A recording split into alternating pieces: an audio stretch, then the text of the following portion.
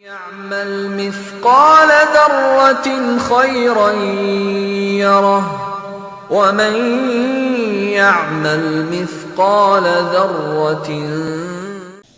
أعوذ بالله من الشيطان الرجيم. بسم الله الرحمن الرحيم.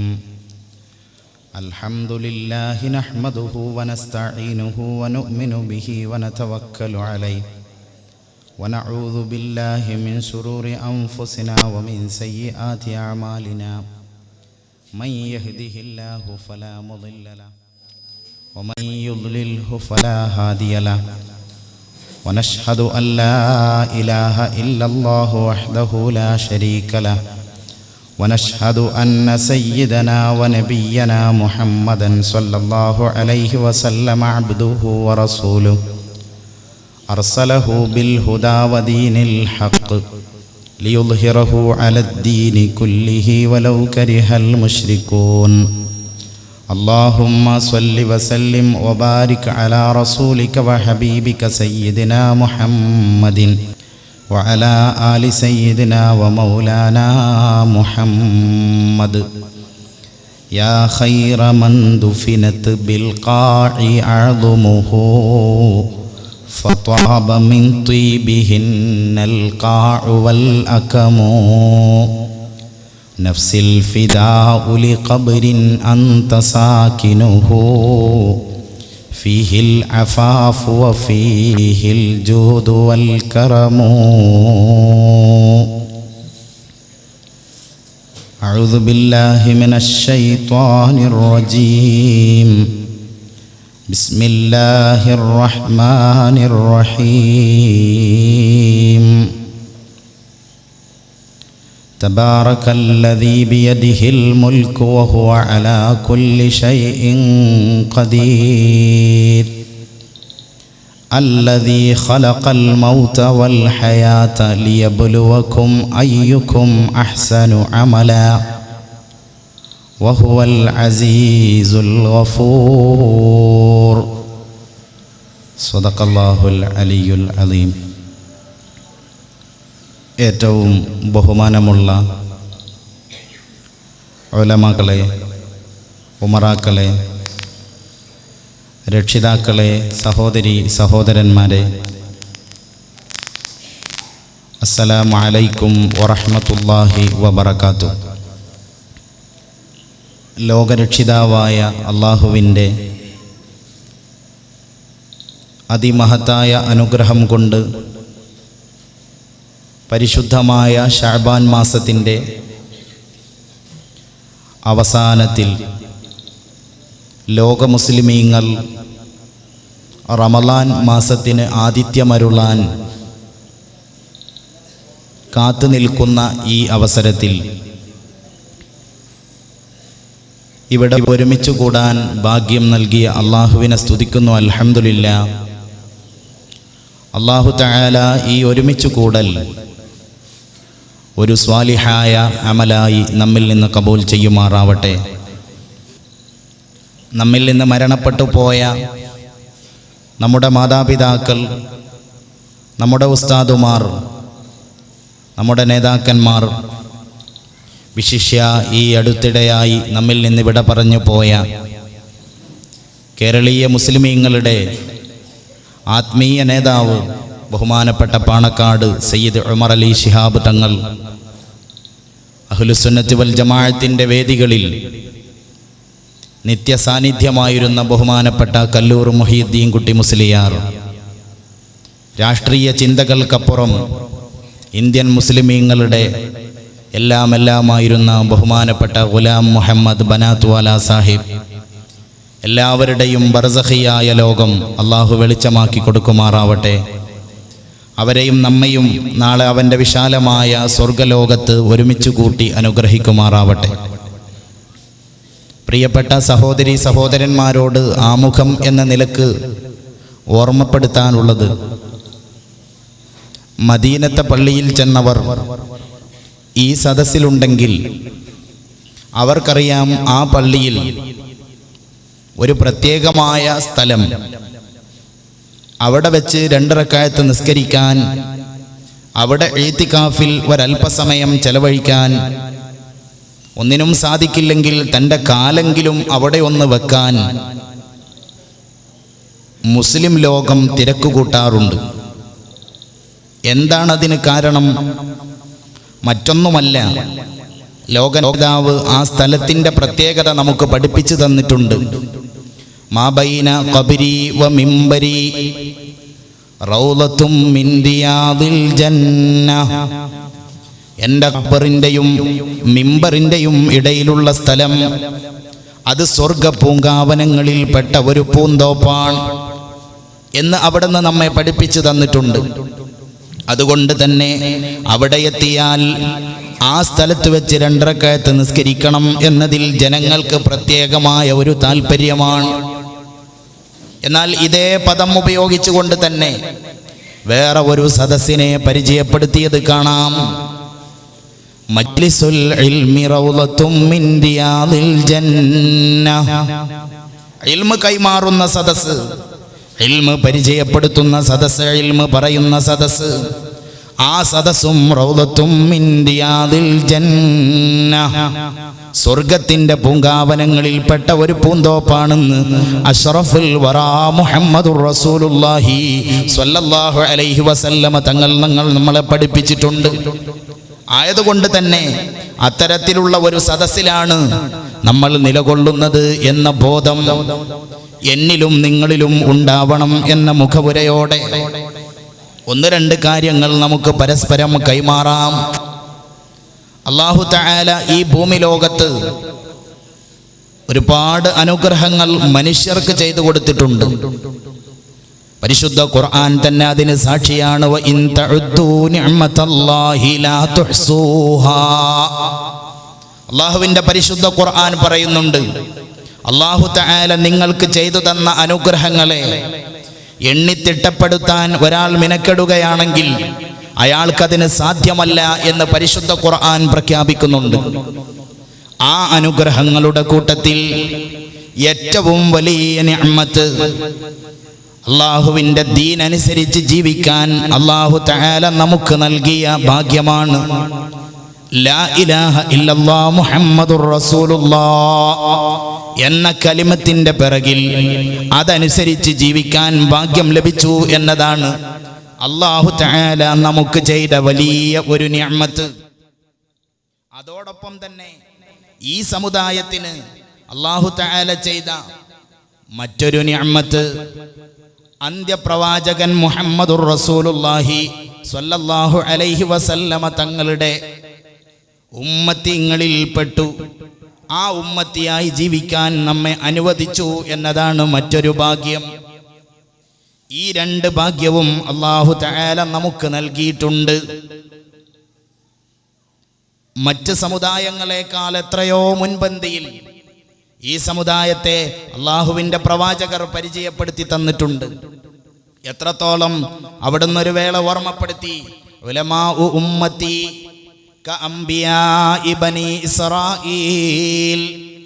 എൻ്റെ സമുദായത്തിലെ ഉലമാക്കൾ ബനൂ ഇസ്രായേലിലെ അമ്പിയാക്കളോട് കിടപിടിക്കുന്നവരാണ്. അത്രമാത്രം ഈ സമുദായത്തെയും ഈ സമുദായത്തിൻ്റെ നേതൃത്വത്തെയും അവിടുന്ന് ഉയർത്തിപ്പിടിച്ചത് കാണാം. ആ നിലക്ക് അല്ലാഹു തആല വലിയ അനുഗ്രഹം ചെയ്ത ആളുകളാണ് നമ്മളേവരും.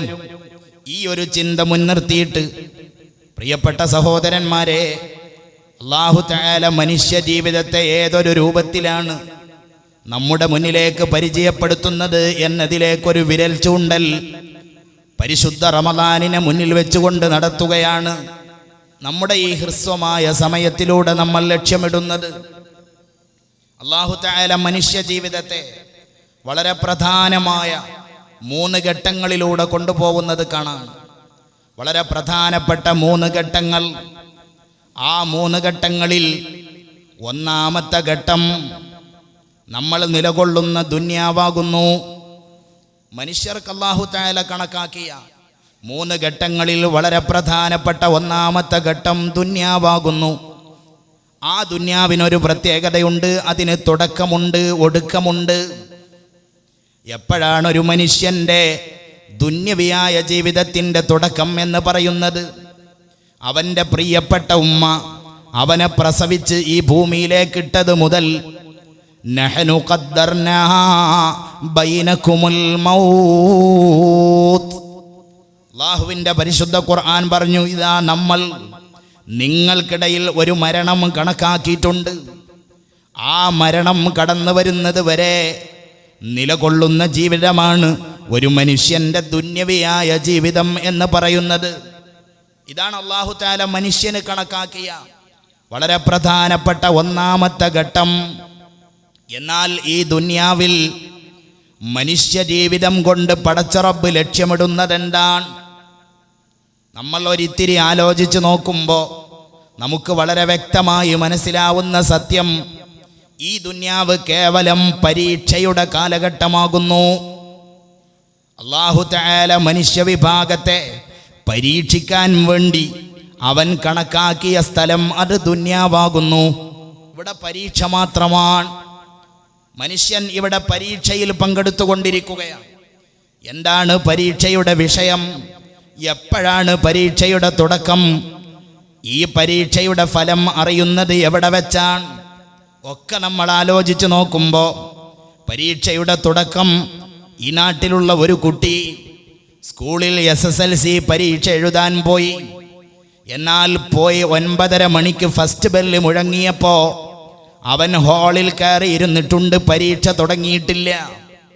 അധ്യാപകൻ വന്നിട്ട് അവനെ ഓർമ്മപ്പെടുത്തി, പരീക്ഷ തുടങ്ങാൻ ഇനി കുറഞ്ഞ സമയമേ ഉള്ളൂ, ശ്രദ്ധിച്ചോളണം, വല്ല സംശയങ്ങളുമുണ്ടെങ്കിൽ നിവാരണം നടത്തിക്കോളണം. കുറച്ചുകൂടെ കഴിഞ്ഞപ്പോൾ ഒരു വാണിംഗ് ബെല്ല് മുഴങ്ങി. റെഡിയായി നിൽക്കാനുള്ള മുഴക്കമാണ് ആ മുഴക്കം. എന്നാൽ അപ്പോഴും പരീക്ഷ തുടങ്ങിയിട്ടില്ല. അതും കഴിഞ്ഞ് കുറച്ച് കഴിഞ്ഞപ്പോൾ ഫൈനൽ ബെല്ല് മുഴങ്ങി. പിന്നെ എഴുതാനുള്ള സമയമാണ്, തിരിയാനും മറിയാനും സമയമില്ല. പാസ് മാർക്കിനുള്ളത് എഴുതിയിട്ടില്ലെങ്കിൽ റിസൾട്ട് വരുമ്പോൾ പരാജയം രുചിക്കേണ്ടി വരും. ഇത് നമ്മുടെ സ്കൂളിൽ നടക്കുന്ന പരീക്ഷയുടെ രൂപമാണെങ്കിൽ അല്ലാഹു തആല മനുഷ്യ വിഭാഗത്തെയും ഈ നിലക്ക് തന്നെയാണോ ചിലതൊക്കെ കണക്കാക്കി വെച്ചത് എന്ന് നമുക്ക് തോന്നിപ്പോവുന്നു. ഉമ്മയുടെ ഗർഭപാത്രത്തിൽ നിന്ന് പുറത്തു വന്നത് പരീക്ഷാ ഹോളായ ദുന്യാവിലേക്കാണ്. എന്നാൽ ആ ദുന്യാവിൽ വന്ന അന്ന് തന്നെ പരീക്ഷ തുടങ്ങിയിട്ടില്ല. ഒരിത്തിരി സമയം പടച്ച റബ്ബ് അവിടെ മാറ്റിവെച്ചു. ഉമ്മയുടെ മടിയിലിരുന്നിട്ട് പൂച്ച വരുമ്പോ എന്തിനേ ഉമ്മ പൂച്ച അങ്ങോട്ട് പാഞ്ഞത്, എന്തിനേ കാക്ക കരയുന്നത് എന്ന് ചോദിക്കാൻ ഒരിത്തിരി സമയം, മാക്കൊമ്പത്ത് കല്ലുവാരിയെറിയാൻ ഒരിത്തിരി സമയം, കടലാസ് തോണിയുണ്ടാക്കിയിട്ട് ഇറയെ തുറ്റി വീഴുന്ന വെള്ളത്തിൽ ഒഴുക്കിയിട്ട് കൈകൊട്ടി ചിരിക്കാൻ ഒരിത്തിരി സമയം, 4 കല്ല് വാരിക്കൊണ്ടുവന്നിട്ട് അയൽവക്കത്തെ കൂട്ടുകാരിയെ കൂട്ടിയിട്ട് മേലെ എറിഞ്ഞ് കളിക്കാൻ ഒരിത്തിരി സമയം അല്ലാഹു തആല മനുഷ്യർക്ക് അവിടെ മാറ്റിവെച്ചു.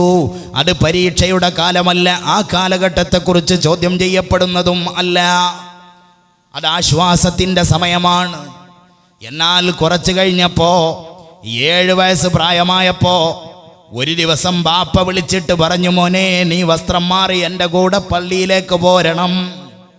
എന്തിനാ ബാപ്പ ഞാൻ പോരുന്നത്? എടാ നിനക്ക് പരീക്ഷയുടെ കാലം വരാൻ പോകുന്നുണ്ട്, പ്രാക്ടീസ് തുടങ്ങാനുള്ള സമയമായിട്ടുണ്ട്. എന്നാൽ അത് നിർബന്ധ ബുദ്ധിയാ, ശിക്ഷയോടുകൂടെയുള്ള കൽപ്പനയല്ല. കുറച്ചുകൂടെ കഴിഞ്ഞ് 10 വയസ്സായ സമയം ഒരു ദിവസം ളുഹർ നിസ്കരിക്കാതെ വീട്ടുമുറ്റത്ത് ക്രിക്കറ്റ് കളിക്കുന്ന മകനെ വിളിച്ചിട്ട് ഗൗരവസ്വരത്തിൽ ബാപ്പയുടെ ചോദ്യം, ളുഹർ നിസ്കരിച്ചിരുന്നോ? അവൻ മറുപടി പറഞ്ഞു, നിസ്കരിച്ചിട്ടില്ല. ബാപ്പയുടെ സ്വഭാവം മാറി. ചെറുതായിട്ടവനെ ഒന്ന് വേദനിപ്പിച്ചു. കണ്ണിലെ വെള്ളം തുടച്ചിട്ട് ഉമ്മയുടെ തുണിക്കോന്തല പിടിച്ച് കരഞ്ഞപ്പോ ഉമ്മയുടെ ചോദ്യം, എന്തിനേ എൻ്റെ കുട്ടി കരഞ്ഞത്? ഉമ്മാ ളുഹർ നിസ്കരിക്കാഞ്ഞിട്ട് ബാപ്പ എന്നെ തല്ലി. ഉമ്മയുടെയും ഗൗരവം, നിസ്കരിച്ചിട്ടില്ലെങ്കിൽ ബാപ്പയുടേത് മാത്രമല്ല എൻ്റെതും തല്ലുകൊള്ളും. കാരണം വയസ്സ് 10 കഴിഞ്ഞു, പ്രാക്ടീസ് പരിപൂർണമാവേണ്ട സമയമാണ്. അതും കഴിഞ്ഞിട്ട് ഏതോ ഒരു സമയം പ്രായപൂർത്തി എന്ന കവാടത്തിലൂടെ നമ്മൾ കടന്നുപോയിട്ടുണ്ട്. ആ പ്രായപൂർത്തിയുടെ കവാടം അത് പരീക്ഷയുടെ തുടക്കമാണ്. അവിടെ നിന്നങ്ങോട്ട് എല്ലാം ചോദ്യം ചെയ്യപ്പെടുന്നത്. ഇന്ന സമഅ വൽ ബസറ വൽ ഫുആദ കുല്ലു ഉലൈക കാന അൻഹു മസ്ഊലാ. കേട്ടതും കണ്ടതും എല്ലാം നാളെ ചോദിക്കപ്പെടും എന്ന പരിശുദ്ധ ഖുർആന്റെ പ്രഖ്യാപനം. ഹൃദയത്തിൽ കൊണ്ട് നടന്നതൊക്കെയും നാളെ പടച്ച റബ്ബിന്റെ മുന്നിൽ വ്യക്തമായി മറുപടി കൊടുക്കപ്പെടേണ്ടതാണെന്ന് പരിശുദ്ധ ഖുർആൻ. ആ പരീക്ഷയിൽ പങ്കുകൊള്ളുന്നവർ നമ്മൾ. യഥാർത്ഥത്തിൽ ഈ ഒരു ചിന്ത കടന്നു വന്നാൽ ഈ ദുനിയാവിൽ ഏറെ മനുഷ്യന് മതിമറക്കാൻ കഴിയില്ല. തൻ്റെ പ്രവർത്തനങ്ങളൊക്കെയും വിലയിരുത്തപ്പെടുന്നുണ്ടെന്ന് മനസ്സിലാക്കാൻ കഴിഞ്ഞാൽ അവന് തിന്മയിലേക്ക് പോവാൻ കഴിയില്ല, വൃത്തികേടിൻ്റെ വഴിയെ സഞ്ചരിക്കാൻ കഴിയില്ല. അതാണ് മഹാന്മാർ ദുനിയാവിനെ കുറിച്ച് വളരെ വളരെ ഗഹനമായി പഠിച്ചിട്ടവരുടെ അഭിപ്രായം രേഖപ്പെടുത്തിയത്. നദറു ഫീഹാ ഫലമ്മാ അലിമു അന്നഹാ ലൈസത് ലിഹയ്യിൻ വത്വനാ. അവർ ലോകം തിരിയാത്തവരല്ല. അവർ ദുനിയാവിലെ നന്നായി നോക്കി മനസ്സിലാക്കിയിട്ട് അവർ അഭിപ്രായം പറഞ്ഞു. അന്നഹാ ലൈസത് ലിഹയ്യിൻ വത്വനാ. ഇവിടെ സ്ഥിരതാമസത്തിന് പറ്റിയ സ്ഥലമല്ല. ഇവിടെ വലിയ മേടയുണ്ടാക്കാൻ പറ്റിയ സ്ഥലമല്ല. ഇവിടെ ആർഭാടത്തിന്റെ ഉല്ലാസത്തിന്റെ പുതിയ മേച്ചിൽ പുറങ്ങൾ തേടിയിട്ട് ജീവിത ലക്ഷ്യം മറക്കാൻ പറ്റിയ സ്ഥലമല്ല. വളരെ നിമിഷ നേരത്തേക്ക് അല്ലാഹു തആല കണക്കാക്കിയ ലോകമാണ് ദുനിയാവ് എന്ന് അവർ വിലയിരുത്തിയത് ഇതുകൊണ്ട് തന്നെയാണ്. അവർ ദുനിയാവിൽ മതിമറന്നു പോയില്ല. അവർ ദുനിയാവിൻ്റെ പളപളപ്പിൽ എല്ലാം വലിച്ചെറിഞ്ഞില്ല. ജഅഫറിന്റെ വലതു കൈ മുറിക്കപ്പെട്ടപ്പോ ഇടത് കൈ മുറിക്കപ്പെടുന്നതിന് മുന്നേ രക്ഷപ്പെടലാണ് ബുദ്ധി എന്നല്ല മഹാൻ ചിന്തിച്ചത്. മഹാനുഭാവന്റെ ചിന്ത എനിക്കെന്തിനാ കയ്യ്, എനിക്കെന്തിനാ കാല്, എല്ലാം ഞാനങ്ങ് സമർപ്പിച്ചേക്കാം. ലികലിമത്തില്ലാഹി ഹിയൽ ഉല്യാ. അല്ലാഹുവിൻ്റെ കലിമത്തിന്റെ വിജയത്തിന് വേണ്ടി എല്ലാം ഞാനങ്ങ് സമർപ്പിച്ചേക്കാം. കാരണം ഇത് പരീക്ഷയുടെ ലോകമാണ്. ഇതെൻ്റെ റിസൾട്ട് നാളെ കടന്നു വരുമ്പോ എനിക്കതിന് വലിയ വിജയം കരകടമാക്കണമെന്ന് ചിന്തിച്ചത് അതുകൊണ്ടായിരുന്നു. എല്ലാവരും അങ്ങനെ. മഹാനായ ഹംസത്ത് എന്നോരുടെ കരള് ചവച്ച് തുപ്പപ്പെട്ടപ്പോ, ഹൃദയം വലിച്ചു പുറത്തെടുക്കപ്പെട്ടപ്പോ, മൂക്ക് കുത്തി വികൃതമാക്കപ്പെട്ടപ്പോ, ചെവികൾ രണ്ടും മുറിക്കപ്പെട്ടപ്പോ, ശരീരം വികൃതമായ നിലയിൽ ഉഹദിന്റെ മണലിൽ കിടക്കുന്ന രംഗം തൻ്റെ പ്രിയപ്പെട്ട പെങ്ങൾ സഫിയ കണ്ടപ്പോൾ മാറത്തടിക്കുന്നതിന് പകരം സഫിയ പറഞ്ഞത്, ഇതാ സഫിയയുടെ നിയന്ത്രണം വിടില്ല. സഫിയ വാവിട്ട് നിലവിളിക്കില്ല. സഫിയ പലതും വിളിച്ചു പറയാൻ ഒരുക്കമല്ല. സഫിയക്ക് വേണ്ടത് അഹ്തസിബു ഇൻഷാ അല്ലാഹ്. നാളെ പാരത്രിക ലോകത്ത് ഇതിൻ്റെ പ്രതിഫലത്തിൽ എനിക്കും ഒരു പങ്ക് കിട്ടണം. അതുകൊണ്ട് അസ്ബിറു വഅഹ്തസിബു ഇൻഷാ അല്ലാഹ്. ഞാനിതാ ക്ഷമിച്ചിരിക്കുന്നു, എനിക്ക് വേണ്ടത് പടച്ചവന്റെ കൂലിയാണെന്ന് മഹദിയായ അമ്മത്തുൻ നബി ബീവി സഫിയ റളിയല്ലാഹു അൻഹാ. ഇങ്ങനെ അല്ലാഹുവിൻ്റെ പരീക്ഷയിൽ വിജയിച്ചവർ മഹാന്മാർ. അവർ ഈ ലോകത്തോട് വിട പറഞ്ഞത് വളരെ വ്യക്തമായ വിജയത്തിൻ്റെ പ്രതീക്ഷകളുമായി. എല്ലാം പരീക്ഷയാണ്. പണമുള്ളവൻ്റെ പോക്കറ്റ് നാളെ പരീക്ഷയുടെ വിഷയമായി ചോദിക്കപ്പെടുന്നത്. പണമില്ലാത്തതിൻ്റെ പേരിൽ വീട്ടുപടിക്കൽ വന്ന് വല്ലതും തരുമോ എന്ന് ചോദിക്കുന്ന യാചകന്റെ പിച്ചളപാത്രവും പരീക്ഷയുടെ വിഷയം. ബാർ ഹോട്ടലിൽ നിന്ന് വയറ് നിറയെ കള്ളും കുടിച്ച് മദാലസയായ പെണ്ണിന്റെ ശരീരത്തിൽ വികാരമിറക്കി വെച്ചവന്റെ വികാരം നാളെ പരീക്ഷയ്ക്ക് വരുന്നത്. എന്നാൽ കള്ളു കുടിക്കെ അന്നനാളത്തിന് ക്യാൻസർ വന്നിട്ട് വേദന കടിച്ചതു കൊന്ന മാരകമായ ക്യാൻസർ രോഗിയും നാളെ പരീക്ഷയുടെ വിഷയമായി ഭവിക്കുന്നത്. എല്ലാം പരീക്ഷ. അതുകൊണ്ട് തന്നെയാണ് അഷ്റഫുൽ ഖൽഖ് മുഹമ്മദുർ റസൂലുള്ളാഹി സ്വല്ലല്ലാഹു അലൈഹി വസല്ലമ തങ്ങൾ പഠിപ്പിച്ചത് അജബൻ ലി അംരിൽ മുഅ്മിനീൻ. വലിയ ഒരു തത്വമാണ് ആ തത്വം. സത്യവിശ്വാസിക്ക് ആത്മഹത്യയുടെ വഴി ഒരിക്കലും വിജയത്തിൻ്റെയോ അല്ലെങ്കിൽ രക്ഷപ്പെടലിൻ്റെയോ പഴുതല്ല. സത്യവിശ്വാസിക്ക് മദ്യത്തിൻ്റെ മയക്കുമരുന്നിൻ്റെ ലഹരിയിൽ എല്ലാം മറക്കാൻ അവന് കഴിയില്ല. എന്തുകൊണ്ട്? അജബൻ ലി അംറിൽ മുഅ്മിനി, സത്യവിശ്വാസിയുടെ സർവകാര്യങ്ങളും ആ സത്യവിശ്വാസിയുടെ കാര്യം അത്ഭുതം തന്നെ. എന്തുകൊണ്ട്? ഇന്ന അംറഹു കുല്ലഹു ലഹു ഖൈർ, അവൻ്റെ സർവകാര്യങ്ങളും അവന് ഖൈറാകുന്നു. അവൻ്റെ സർവകാര്യങ്ങളും അവന് ഖൈറാൻ. എന്തുകൊണ്ട്?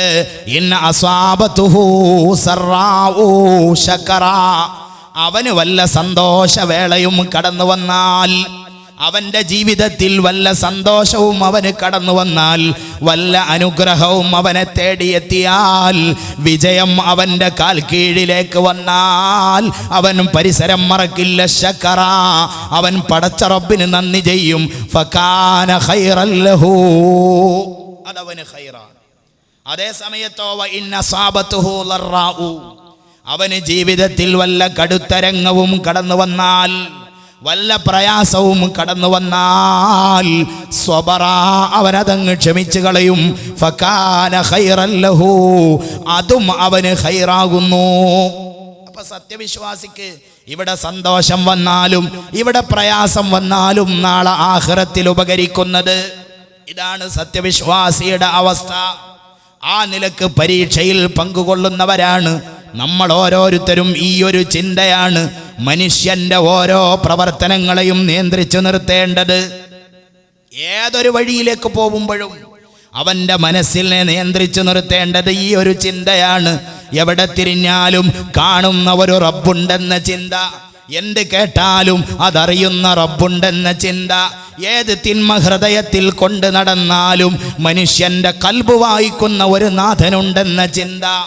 ഈ ചിന്തയാണ് യഥാർത്ഥത്തിൽ സത്യവിശ്വാസിയെ മതിച്ചുകൊണ്ടിരിക്കേണ്ടത്. ആ ഒരു ചിന്തയാണ്.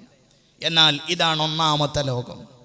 ആ ലോകത്തോടെ മനുഷ്യന്റെ അവസാനം എല്ലാം തീർന്നുവോ? മറ്റു ചിലർ പറയുന്നത് പോലെ മരണത്തോടെ എല്ലാം തീർന്നുവെന്നാണോ? അല്ലെങ്കിൽ നന്നായി ജീവിച്ചവന് അവൻ്റെ പുനർജന്മം നല്ല രൂപത്തിലും, ചീത്തയായി ജീവിച്ചവൻ്റെ പുതിയ അവതാരം വൃത്തികെട്ട രൂപത്തിലും എന്ന വിശ്വാസമാണോ നമുക്ക്? നമ്മുടെ വിശ്വാസം അതല്ലല്ലോ. നമ്മുടെ വിശ്വാസം ഈ ലോകം വളരെ ചെറുത്, കൊതുകിൻ്റെ ചിറകിൻ്റെ വില പോലും മഹാന്മാർ കൽപ്പിക്കാത്ത ലോകമാണ് ഈ ലോകം. ഇത് കഴിഞ്ഞിട്ട് വിശാലമായ പലതും നമുക്ക് കടന്നു വരാനുണ്ട്. ഏതാണ് രണ്ടാമത്തെ ലോകം? രണ്ടാമത്തെ ലോകം പരിശുദ്ധ ഖുർആൻ പറയുന്നുണ്ട്, വമിൻ വറാഇഹിം ബർസഖുൻ ഇലാ യൗമി യുബ്അസൂൻ. ദുന്യവിയായ ജീവിതത്തിന് പിറകെ അവർക്ക് ബർസഖിയായ ലോകമുണ്ട്. രണ്ടാമത്തെ ലോകം ആലമുൽ ബർസഖാണ്. ഏതുവരെയാണ് ആലമുൽ ബർസഖിന്റെ കാലയളവ്? ദുന്യാവിന് തുടക്കവും ഒടുക്കവുമുള്ളതുപോലെ ആലമുൽ ബർസഖിനും തുടക്കമുണ്ട്, ഒടുക്കമുണ്ട്. ഏതാ ആലമുൽ ബർസഖിന്റെ തുടക്കം? അത് ഒരു മനുഷ്യന്റെ മരണം മുതലാണ്.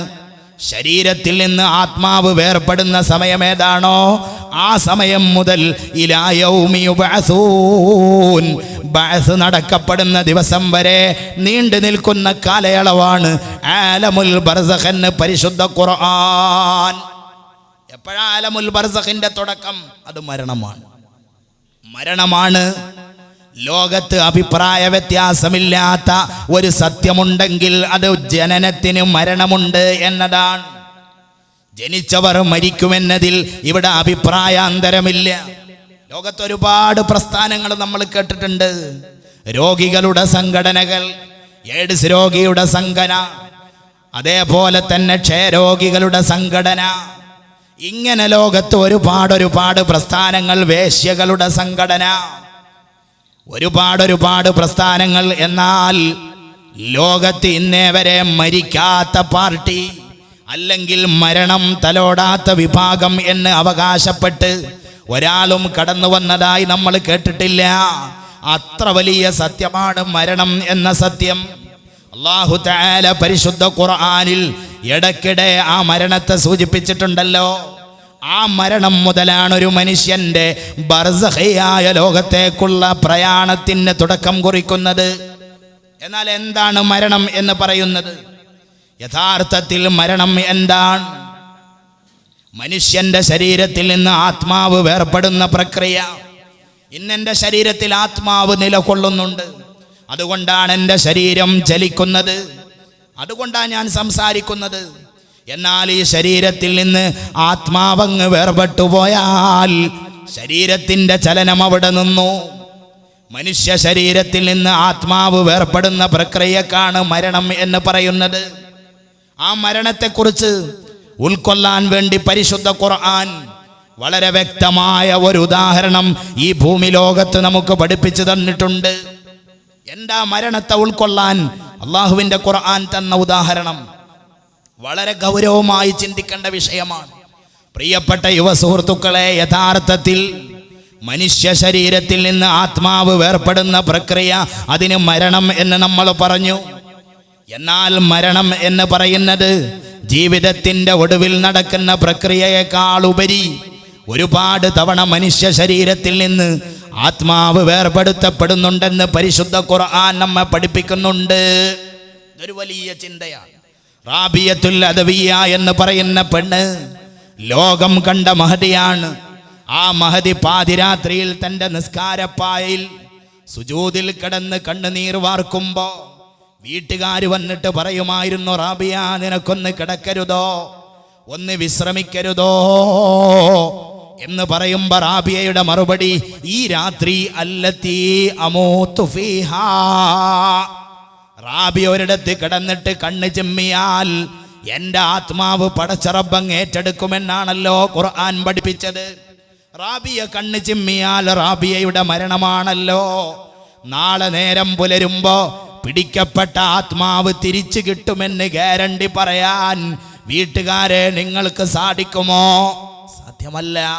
എന്നാ പിന്നെ റാബിയ കുറച്ച് നിസ്കരിക്കട്ടെ, റാബിയ കുറച്ച് നന്മ പ്രവർത്തിക്കട്ടെ എന്ന് പ്രിയപ്പെട്ട ലോകത്തിൻ്റെ ഉന്നതയായ പെണ്ണ് റാബിയത്തുൽ അദവിയ പറയാറുണ്ടെന്ന് ചരിത്രത്തിൽ കാണാം. എന്തുകൊണ്ട്? ഉറക്ക് മരണമാകുന്നു. ഒരു മനുഷ്യൻ്റെ ഉറക്കെന്ന് പറയുന്നത് മരണമാകുന്നു.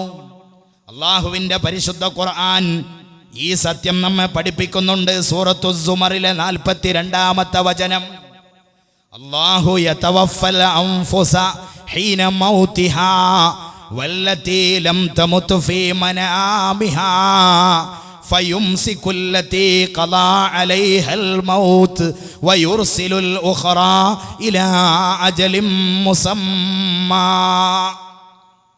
ഇന്ന ഫീ ദാലിക ലആയാതിൻ ലിഖൗമി യതഫക്കറൂൻ. ചിന്തിക്കുന്നവർക്ക് വലിയ പാഠം. ആരാണ് അല്ലാഹു യതവഫ?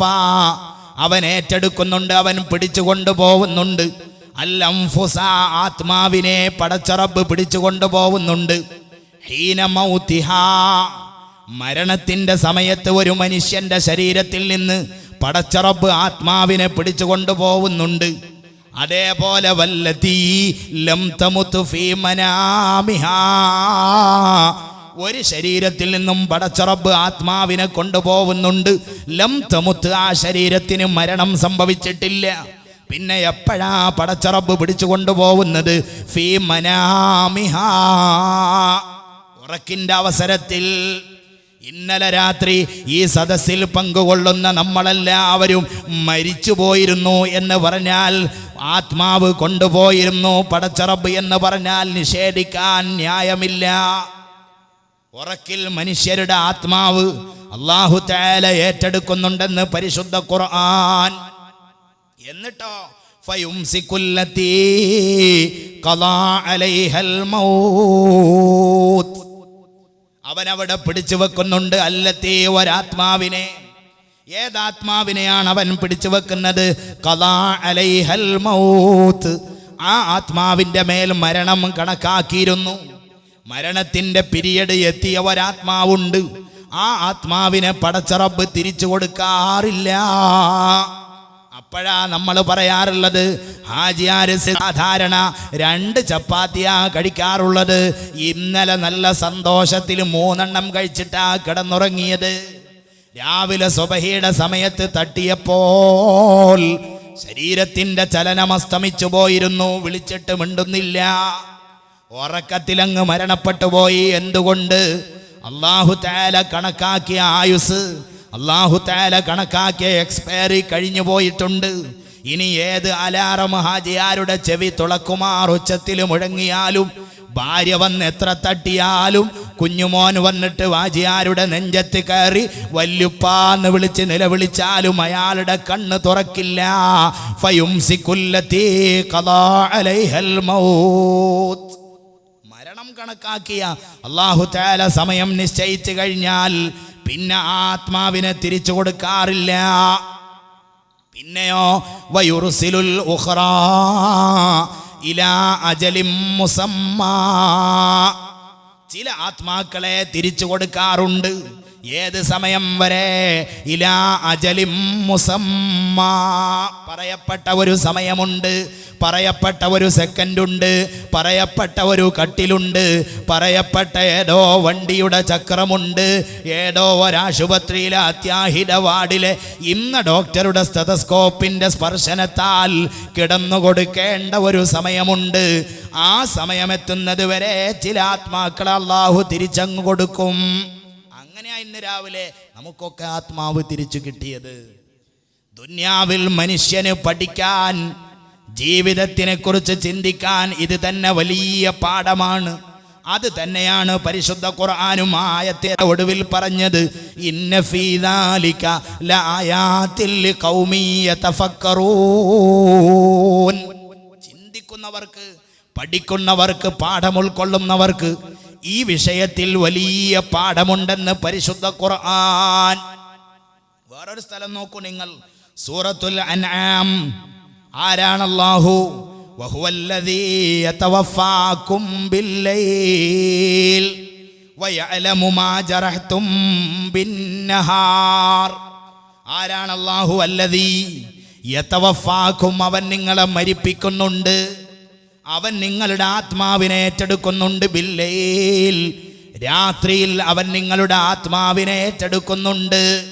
വയഅലമു, അവൻ അറിയുന്നുണ്ട്. മാ ജറഹ്തും ബിന്നഹാർ, പകലിൽ നിങ്ങൾ പ്രവർത്തിക്കുന്നത് അവൻ അറിയുന്നുമുണ്ട്.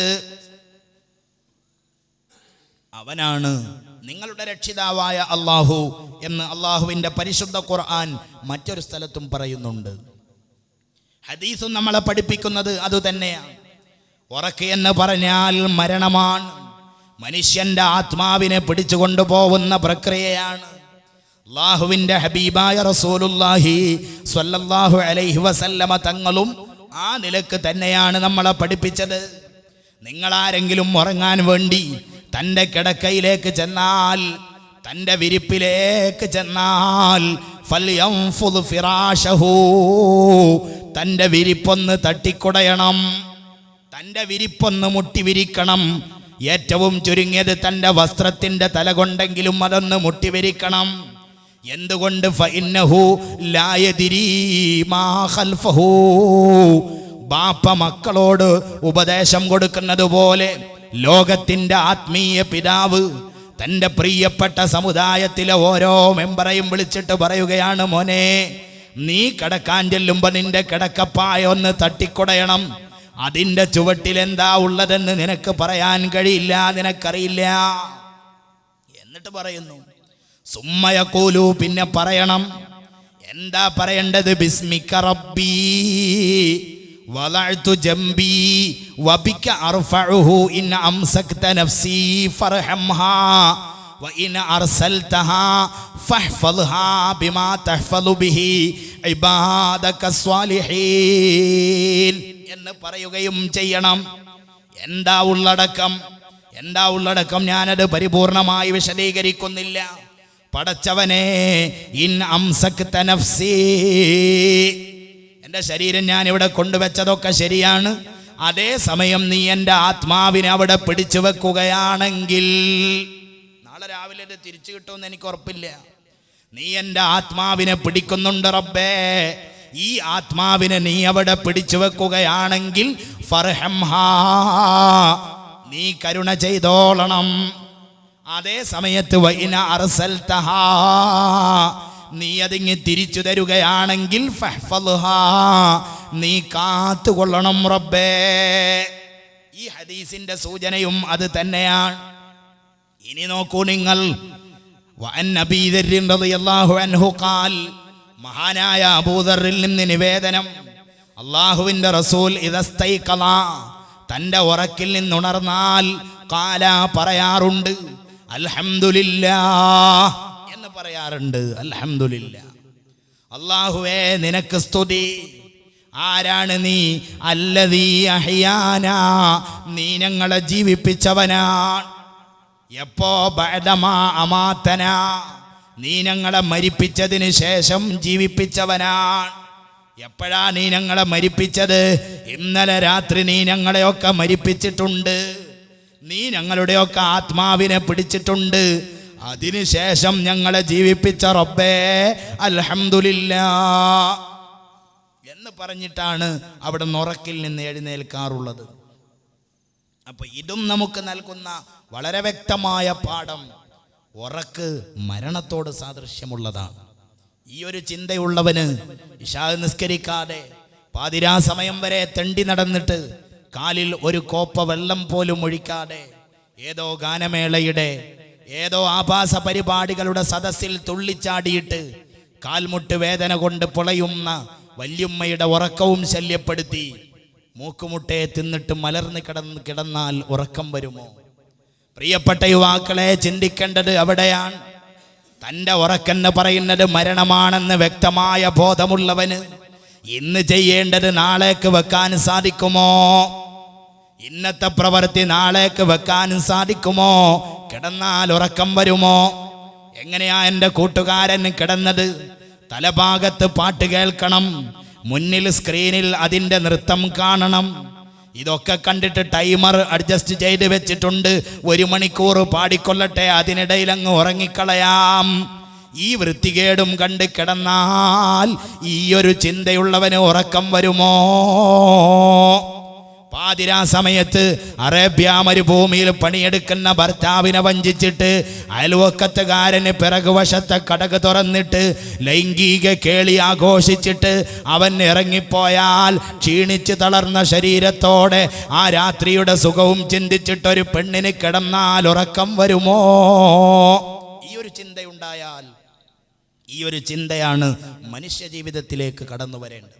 അപ്പോൾ ഒന്നാമത്തെ ലോകം ദുന്യാവ്, ആ ദുന്യാവിൻ്റെ ഒടുക്കം മരണം. ആ മരണത്തോടെ കടന്നു ചെല്ലുന്നത് ആലമുൽ ബർസഖ് എന്ന് പറയുന്ന രണ്ടാമത്തെ ലോകം. ആ ആലമുൽ ബർസഖിന്റെ സ്ഥിതി എന്താ? ആ ആലമുൽ ബർസഖിലേക്കുള്ള പോക്ക് തന്നെ 2 രൂപത്തിലുണ്ട്. ഒരു മനുഷ്യന്റെ മരണത്തെ തന്നെ 2 രൂപത്തിൽ വ്യാഖ്യാനിച്ചിട്ടുണ്ട്. അള്ളാഹുവിന്റെ പരിശുദ്ധ ഖുർആനും തിരുനബി സല്ലല്ലാഹു അലൈഹി വസല്ലമ തങ്ങളുടെ വചനവുമൊക്കെ മനുഷ്യരുടെ മരണത്തെ തന്നെ 2 രൂപത്തിൽ വ്യാഖ്യാനിച്ചിട്ടുണ്ട്.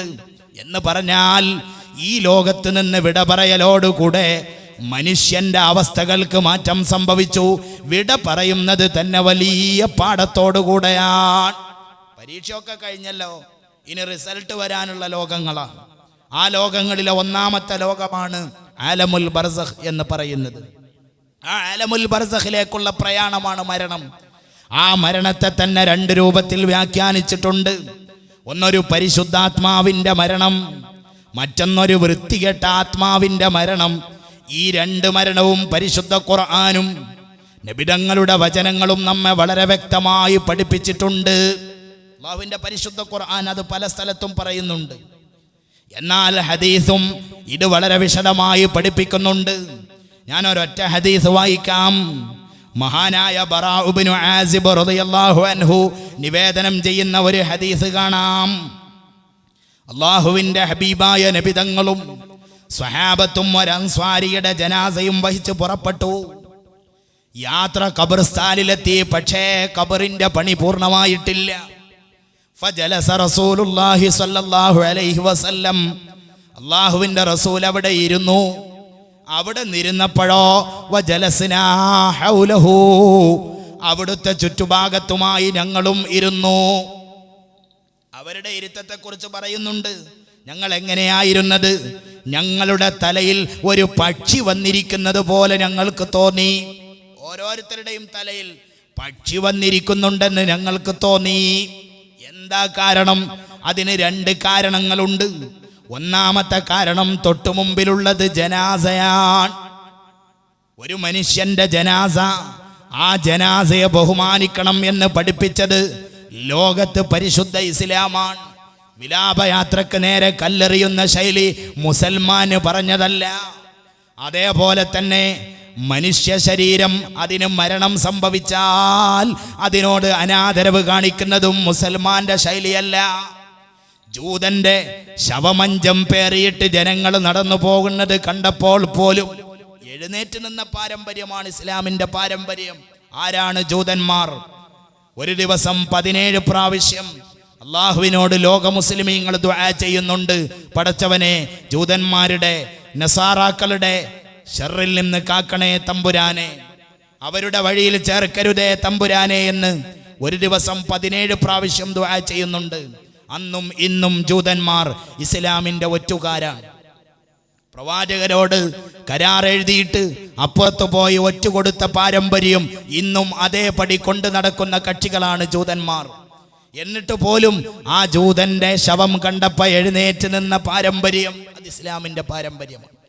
എന്നാൽ ഇത് ജൂതനേക്കാളുപരി അള്ളാഹുവിന്റെ ദീനിൽ വിശ്വസിച്ച ഒരു മഹാനാണെന്ന് മാത്രമല്ല സ്വാരിയായ സ്വഹാബിയാണ്. അപ്പൊ പിന്നെ ഏതായാലും വളരെ അച്ചടക്കത്തോടു കൂടെയാണ് അവർ ഇരുന്നത്. രണ്ടാമത് തൊട്ടു മുമ്പിലുള്ളത് മുഹമ്മദുർ റസൂലുള്ളാഹി സ്വല്ലല്ലാഹു അലൈഹി വസല്ലമ തങ്ങളാണ്. അവിടത്തെയോട് എത്രമാത്രം ആദരവ് കാണിച്ചവർ സ്വഹാബത്ത്. ആ നബിതങ്ങൾ തൊട്ടു മുമ്പിൽ ഇരിക്കുന്നുണ്ട് എന്ന ബോധമുള്ളപ്പോ തലയിൽ പക്ഷി ഇരിക്കുന്നത് പോലെ അവർക്ക് തോന്നി. അത്ര അച്ചടക്കത്തിലായിരുന്നത്. അവിടുത്തെ കയ്യിലൊരു വടിയുണ്ടായിരുന്നു. അത് നിലത്ത് കുത്തിയിട്ടായിരിക്കുന്നത്. വടി നിലത്ത് കുത്തിയിട്ടായിരിക്കുന്നത്. പെട്ടെന്ന് തലയുയർത്തി അവിടെന്ന് പറഞ്ഞു, ഇസ്തഈദൂ ബില്ലാഹി മിൻ അദാബിൽ ഖബ്രി. സ്വഹാബത്തെ, നിങ്ങൾ ഖബറിന്റെ ശിക്ഷയിൽ നിന്ന് കാവൽ തേടണം. ഇസ്തഈദൂ ബില്ലാഹി മിൻ അദാബിൽ ഖബ്രി 3 തവണ പറഞ്ഞു. നിങ്ങൾ ഖബറിന്റെ ശിക്ഷയിൽ നിന്ന് കാവൽ തേടണം. അതിനുശേഷം അവിടെ നിന്നൊരു ക്ലാസ് എടുക്കുകയാണ്. അഫ്ളലുൽ ഇൽമി ഇൽമുൽ ഹാൽ. വിജ്ഞാനങ്ങളുടെ കൂട്ടത്തിൽ ഏറ്റവും ശ്രദ്ധേയമായത്, ഏറ്റവും പവിത്രമായത് ഇൽമുൽ ഹാൽ, അവസരോചിതമായ വിജ്ഞാനമാണ് എന്ന് ലോകത്ത് പഠിപ്പിച്ച ലോകത്തിന്റെ സമുന്നതനായ ടീച്ചർ മുഹമ്മദുർ റസൂലുള്ളാഹി സ്വല്ലല്ലാഹു അലൈഹി വസല്ലം. തൊട്ടിപ്പുറത്തൊരു ഖബറിന്റെ പണി നടക്കുന്നു, തൊട്ടുമുമ്പിൽ ഒരു ജനാസ കിടക്കുന്നു. അവിടെ ഒരു ക്ലാസ് ആരംഭിക്കുകയാണ്. ആരാണത് ശ്രദ്ധിക്കാതിരിക്കുക? ആരാണത് ശ്രദ്ധിക്കാതിരിക്കുക? എന്താ ക്ലാസിന്റെ പ്രമേയം? ഇന്നൽ അബ്ദൽ മുഅ്മിന, ഒരു മുഅ്മിനായ അടിമ, അവൻ ദുനിയാവിൽ നിന്ന് വിട പറഞ്ഞ് ആഖിറത്തിലേക്ക് പോകുന്ന സമയമായാൽ ഒരു മനുഷ്യന്റെ മരണം എങ്ങനെ ഇരിക്കും? അള്ളാഹുവിനെ ഭയന്ന് അള്ളാഹുവിനെ ചിന്തിച്ച് നടക്കുന്ന ഒരു മനുഷ്യന്റെ മരണം എങ്ങനെ ഇരിക്കും? നസല ഇലൈഹി മലായികത്തും മിനസ്സമാ. ആകാശലോകത്ത് നിന്ന് മലക്കുകൾ അവനെ ലക്ഷ്യമാക്കി ഇറങ്ങി വരും. സാധാരണ രൂപമല്ല. ബൈദുൽ വുജൂഹ്, മുഖം വെളുവെളെ വെളുത്ത പ്രകാശിക്കുന്ന സൂര്യനെ പോലെ പ്രോജ്വലിക്കുന്ന മലക്കുകൾ ഇറങ്ങി വരും. മാത്രമല്ല മഅഹു, അവരുടെ കൂടെയുണ്ട്, അവരുടെ കയ്യിലുണ്ട് കഫനുൻ മിൻ അക്ഫാനിൽ ജന്നാ, സ്വർഗത്തിലുള്ള കഫൻ തുണികളുണ്ട്, സ്വർഗത്തിലുള്ള ഉടയാടകളുണ്ട്, സുഗന്ധദ്രവ്യങ്ങളുണ്ട്. എത്രത്തോളം ഹത്താ യജ്ലിസൂ മിൻഹു മദ്ദൽ ബസർ, കാഴ്ച എത്തുന്ന ദൂരത്തോളം ഈ മലക്കുകളുടെ നീണ്ട നിരയായിരിക്കും ആ മനുഷ്യന് കാണാൻ കഴിയുന്നത്. അള്ളാഹുവിനെ ഭയന്ന് ജീവിച്ച ആ മനുഷ്യൻ വലഭാഗത്ത് നോക്കുമ്പോ മലക്കുകൾ പുഞ്ചിരി തൂകിക്കൊണ്ട് തൂവള്ള വസ്ത്രം ധരിച്ച് സൂര്യനെ പോലെ പ്രകാശിക്കുന്ന മുഖങ്ങളുള്ള മഹാന്മാരായ മലക്കുകൾ ഇടഭാഗത്തും അതേ അവന്റെ കാഴ്ചയെത്തുന്ന ദൂരത്തോളം ഇതേ കാഴ്ച. പിന്നെയോ സുമ്മയജീഉ മലക്കുൽ മൗത്ത്, ഒടുവിൽ വരുന്നത് ലോകത്ത് എവിടെയും കടന്നു വരുന്ന കോളിംഗ് ബെല്ലിൽ വിരലമർത്താത്ത അതിഥി മഹാനായ മലക്കുൽ മൗത്ത് അലൈഹിസ്സലാം ഒടുവിൽ വന്നിട്ട് ഇരിക്കും. ഇൻദ റഅസിഹി, തലയുടെ അടുത്തിരിക്കും, തലവയുടെ ഭാഗത്ത് വന്നിരിക്കും. ഫയഖൂലു എന്നിട്ട് പറയും അയ്യത്തുഹൻ നഫ്സുൽ മുത്മയിന്ന, അല്ലയോ പരിശുദ്ധാത്മാവേ, അല്ലയോ ശാന്തമടഞ്ഞ ആത്മാവേ, ഉഖ്റുജി, ഒന്നിങ്ങോട്ട് ഇറങ്ങുമോ, ഒന്നിങ്ങോട്ടിറങ്ങുമോ. ഏതൊരു മനുഷ്യനും വെപ്രാളപ്പെടുന്ന സമയമാണ് ആ സമയം, പേടിപ്പരുന്ന രംഗമാണ് ആ രംഗം. എന്തായിരിക്കും എൻ്റെ കഥ, ഇനി ഒന്നിനും സമയമില്ലല്ലോ എന്ന് ചിന്തിക്കുന്ന സമയമായിരിക്കും ആ സമയം. എന്നാൽ പരിശുദ്ധാത്മാവിനോട് മലക്കുൽ മൗത്തിന്റെ സ്വാന്തന വചനം, ഉഖ്റുജി, നീ ഇങ്ങോട്ടിറങ്ങിക്കോ, പേടിക്കണ്ട. എങ്ങോട്ടാ നിന്റെ ഇറക്കം? ഇലാ മഗ്ഫിറത്തിൻ മിനല്ലാഹ്, അല്ലാഹുവിന്റെ പാപമോചനത്തിലേക്കാണ്. അബദ്ധങ്ങളുണ്ടാവാം, കുഴപ്പങ്ങളുണ്ടാവാം, പ്രശ്നങ്ങളുണ്ടാവാം, അതുകൊണ്ട് ഇറങ്ങിക്കോ. ഇലാ മഗ്ഫിറത്തിൻ മിനല്ലാഹ്, അല്ലാഹുവിന്റെ പാപമോചനത്തിലേക്ക് ഇറങ്ങിക്കോ. തീർന്നില്ല, വരിളുവാൻ, അവന്റെ പൊരുത്തത്തിലേക്ക് ഇറങ്ങിക്കോ. ഇതങ്ങ് കേൾക്കുമ്പോ ആത്മാവ് ഒഴുകി ഇങ്ങ് വരും എന്നാ ഹദീസ് പറഞ്ഞത്. ഏത് പ്രകാരം കമാ തഖ്റുജുൽ ഖത്റതു മിനസ്സിഖാ, തോൽപാത്രത്തിൽ നിന്ന് വെള്ളം കളകളാ ശബ്ദത്തോടെ ഒഴുകി വരുന്നത് പോലെ മലക്കുൽ മൗത്തിന്റെ കയ്യിലേക്ക് ആ ആത്മാവ് ഒഴുകി ഇങ്ങ് വരും. അത് തൻ്റെ കയ്യിൽ കിട്ടിയാലോ ഒരു സെക്കൻഡ് പോലും തൻ്റെ കയ്യിൽ വെക്കാതെ വന്ന മലക്കുകളുടെ കയ്യിലങ്ങ് കൊടുത്താലോ അവർ കൊണ്ടുവന്ന കഫൻ തുണിയിൽ പൊതിഞ്ഞ് സുഗന്ധം പൂശി. അപ്പോഴേക്ക് അതിൽ നിന്നൊരു സുഗന്ധം ഉയർന്നു പൊങ്ങിപ്പോയി. അവരാ ആത്മാവും കൊണ്ട് പോകുന്ന വഴിയിൽ നിന്നൊക്കെ ചോദ്യം, ആരെയായി കൊണ്ടുവരുന്നത്, ആരെയാണ് ഈ കൊണ്ടുവരുന്നത്? ആ സമയത്ത് മറുപടി ഇതാ, ഇന്ന ബാപ്പയുടെ മകൻ, ഇന്നവന്റെ ആത്മാവാണ് ഈ കൊണ്ടുവരുന്നത്. മർഹബാ മർഹബാ, ഇങ്ങോട്ട് കൊണ്ടുവന്നോളൂ. ആകാശലോകത്ത് സ്വീകരണ പരിപാടിയാണ്. അള്ളാഹുവിൻ്റെ നിശ്ചിത സ്ഥാനത്ത് ആ ആത്മാവിനെ അങ്ങ് സമർപ്പിച്ചാൽ അവൻ്റെ നിർദ്ദേശം വരും. അവൻ്റെ രേഖകളൊക്കെ ഇല്ലീനിൽ എഴുതി വെക്കണം. ആ ആത്മാവിനെ ഭൂമിയിലേക്ക് മടക്കണം. എന്തുകൊണ്ട്? ഫഇന്നീ മിൻഹാ ഖലഖ്തുഹും, ഞാൻ അവരെ സൃഷ്ടിച്ചിരിക്കുന്നത് ആ മണ്ണിൽ നിന്നാണ്. മാത്രമല്ല വഫീഹാ ഉഈദുഹും, ഞാൻ അവരെ മടക്കുന്നതും അതിലേക്ക് തന്നെയാണ്.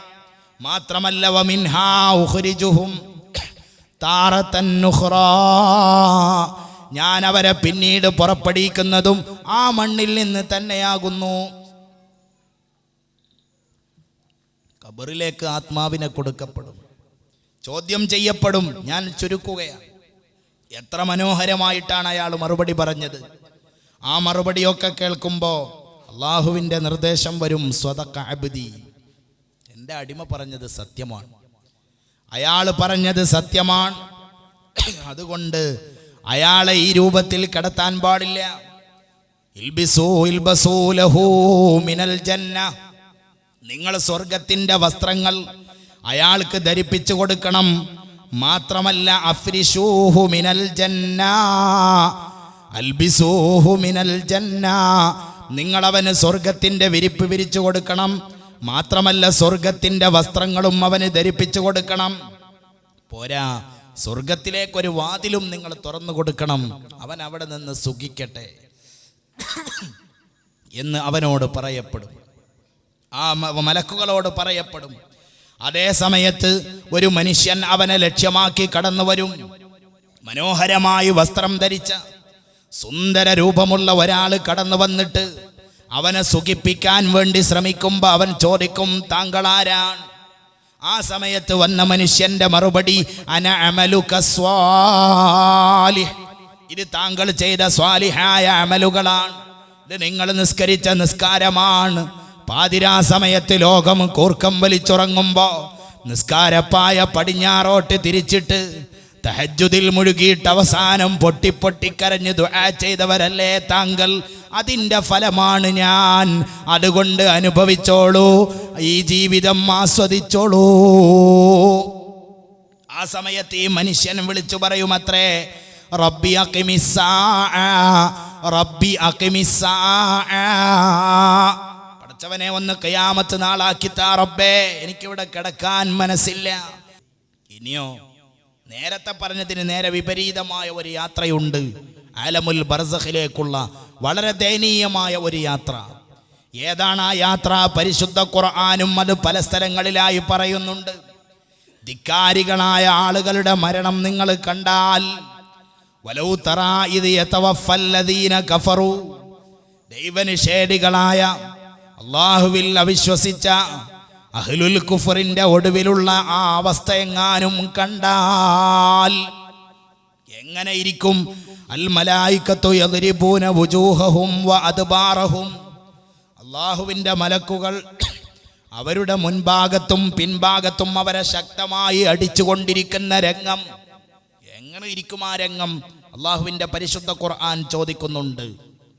ഞാൻ നേരത്തെ പറഞ്ഞ ഹദീസിന്റെ ബാക്കി ഭാഗവും കൂടെ വായിക്കാം. ദുഷിച്ച മനുഷ്യനെ ലക്ഷ്യമാക്കിയിട്ട് പരുപരുക്കൻ കരിമ്പടവുമായി കറുത്തിരുണ്ട മുഖങ്ങളുമായി കുറെ മലക്കുകൾ വരും. കാഴ്ചയെത്തുന്നിടത്ത് വരെ അവർ നിരന്നിരിക്കും. അവസാനം തലയുടെ മീതെ മലക്കുൽ മൗത്ത് വന്നിട്ട് ഗർജിക്കും, അയ്യത്തുഹൻ നഫ്സുൽ ഖബീസ, അല്ലയോ വൃത്തികെട്ട ആത്മാവേ, നശിച്ച ആത്മാവേ, അല്ലയോ വൃത്തികെട്ട ആത്മാവേ, ഉഖ്റുജി, ഇങ്ങോട്ടിറങ്ങാനാ പറഞ്ഞത്. നേരത്തെ പറഞ്ഞത് ഇലാ മഗ്ഫിറത്തിൻ മിനല്ലാഹ്. ഇപ്പോൾ മലക്കുൽ മൗത്തിന്റെ പ്രയോഗമോ ഇലാ സഖത്തിൻ മിനല്ലാഹ്, അല്ലാഹുവിന്റെ കടുത്ത കോപത്തിലേക്ക് ഇറങ്ങാനല്ലേ നിന്നോട് പറഞ്ഞത്. ഇറങ്ങടാ.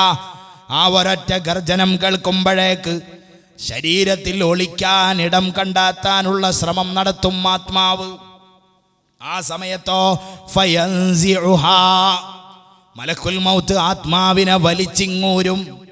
ഏതുപോലെ കമാ യൻസിഉ സഫൂദ അനിസ്സൂഫിൽ മബ്ലൂൽ, നനഞ്ഞ പഞ്ഞിക്കട്ടയിലൂടെ ഇരുമ്പിന്റെ ദണ്ട് വലിച്ചെടുക്കുന്നത് പോലെ എന്നാ ഹദീസ് പറഞ്ഞത്. നനഞ്ഞ പഞ്ഞിക്കട്ടയിലൂടെ ഇരുമ്പിന്റെ ദണ്ട് വലിച്ചെടുക്കുന്നത് പോലെ അവന്റെ ആത്മാവിനെ ശക്തമായ നിലയിൽ വലിച്ചിങ്ങു കൊണ്ടുവരും.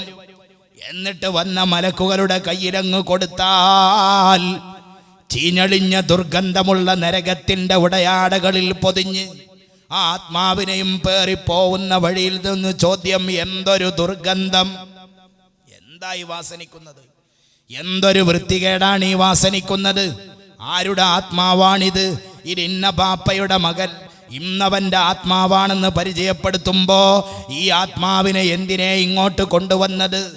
ഒന്നാൻ ആകാശത്തിന്റെ കവാടങ്ങൾ ഈ ആത്മാവിന് വേണ്ടി തുറക്കപ്പെടൂലെന്ന് ലോകനേതാവ് വെളിപ്പെടുത്തി.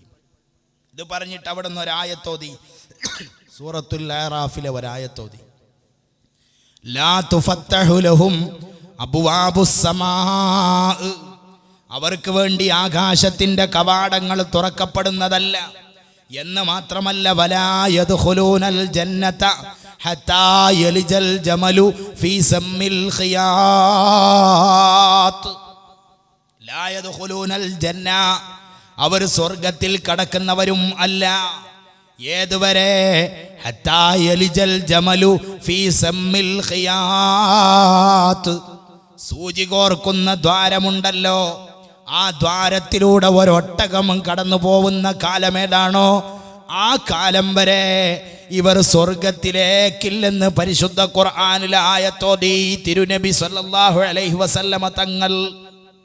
ആകാശലോകത്തിലേക്ക് ആത്മാവിന് പ്രവേശനമില്ല. അള്ളാഹുവിന്റെ ഭാഗത്ത് നിന്ന് നിർദ്ദേശം വരും. അവന്റെ രേഖകളൊക്കെ എഴുതേണ്ടത് സിജ്ജീനിലാണ്, ഭൂമിയുടെ താഴെ നിലയിലുള്ള സിജ്ജീനിൽ എഴുതി വെക്കണം അവന്റെ രേഖകൾ. പറഞ്ഞു വന്നതിൻ്റെ ചുരുക്കം, ആ മനുഷ്യന്റെ ആത്മാവിനെ ഭൂമിയിലേക്ക് വലിച്ചെറിയപ്പെടും. ചോദ്യം നടക്കപ്പെടും, അവനെന്ത് റബ്ബാണ്, അവനെന്ത് ദീനാണ്, അവനെന്ത് ഖിബലയാണ്, അവനെന്ത് ഇമാമാണ്, അവനെന്ത് പ്രവാചകൻ, എല്ലാത്തിനും അവൻ ഹാഹ് ഹാഹ് എന്ന് പറഞ്ഞ് കയർത്ത് വിഷമിക്കുമ്പോൾ, അവൻ വെപ്രാളപ്പെടുമ്പോൾ അള്ളാഹുവിന്റെ ഭാഗത്ത് നിന്ന് നിർദ്ദേശം വരും, കലബ, അവൻ പറഞ്ഞത് കള്ളമാണ്. അതുകൊണ്ട് തന്നെ അവനെ അങ്ങനെ സുഖത്തിൽ കിടത്താൻ പാടില്ല. അവന് നിങ്ങൾ നരകത്തിന്റെ വിരിപ്പ് വിരിച്ചു കൊടുക്കണം, നരകത്തിലേക്കൊരു വാതിലങ്ങ് തുറന്നു കൊടുക്കണം. പോരാ, അവനെ ശല്യപ്പെടുത്താൻ വേണ്ടി ഒരാളതാ കടന്നു വരുന്നുണ്ട്. വൃത്തികെട്ട വസ്ത്രം ധരിച്ച് ദുർഗന്ധത്തോടുകൂടെ കടന്നു വരുന്ന മനുഷ്യൻ ആ മനുഷ്യനെ കാണുമ്പോ ഈ കിടക്കുന്നവന്റെ ചോദ്യം മന്നന്താ, താങ്കൾ ആരാണ്? എന്തോ ഒരു രൂപമാണ് നിന്റെ രൂപം. ആ സമയത്തവന്റെ മറുപടി അന അമലുക്കൽ ഖബീസ്. ഇത് നീ കുടിച്ച കള്ള്, ഇത് നീ പിടിച്ച പെണ്ണ്, ഇത് നീ ഭക്ഷിച്ച ഹറാം, ഇത് നീ അന്യരെ ശല്യപ്പെടുത്തിയത്, ഗീബത്തിന്റെ നമീമത്തിന്റെ കൊട്ട, ഇതൊക്കെയാണ് ഞാൻ. അതുകൊണ്ട് അനുഭവിക്കടാ. നിന്നെ ഓർമ്മപ്പെടുത്താൻ വേണ്ടിയിട്ടാണ് പടച്ചറബെന്നെ പറഞ്ഞയച്ചത്. ആ സമയത്ത് ഈ മനുഷ്യൻ പറയുമത്രേ, റബ്ബി ലാ തഖുമിസ്സാ, പടച്ചവനെ ഇപ്പൊ തന്നെ എൻ്റെ അവസ്ഥ ഇതാണ്. ഇനി ഖിയാമത്ത് നാളും കൂടെ നടന്നാൽ എനിക്കതിന് സാധിക്കില്ല റബ്ബേ.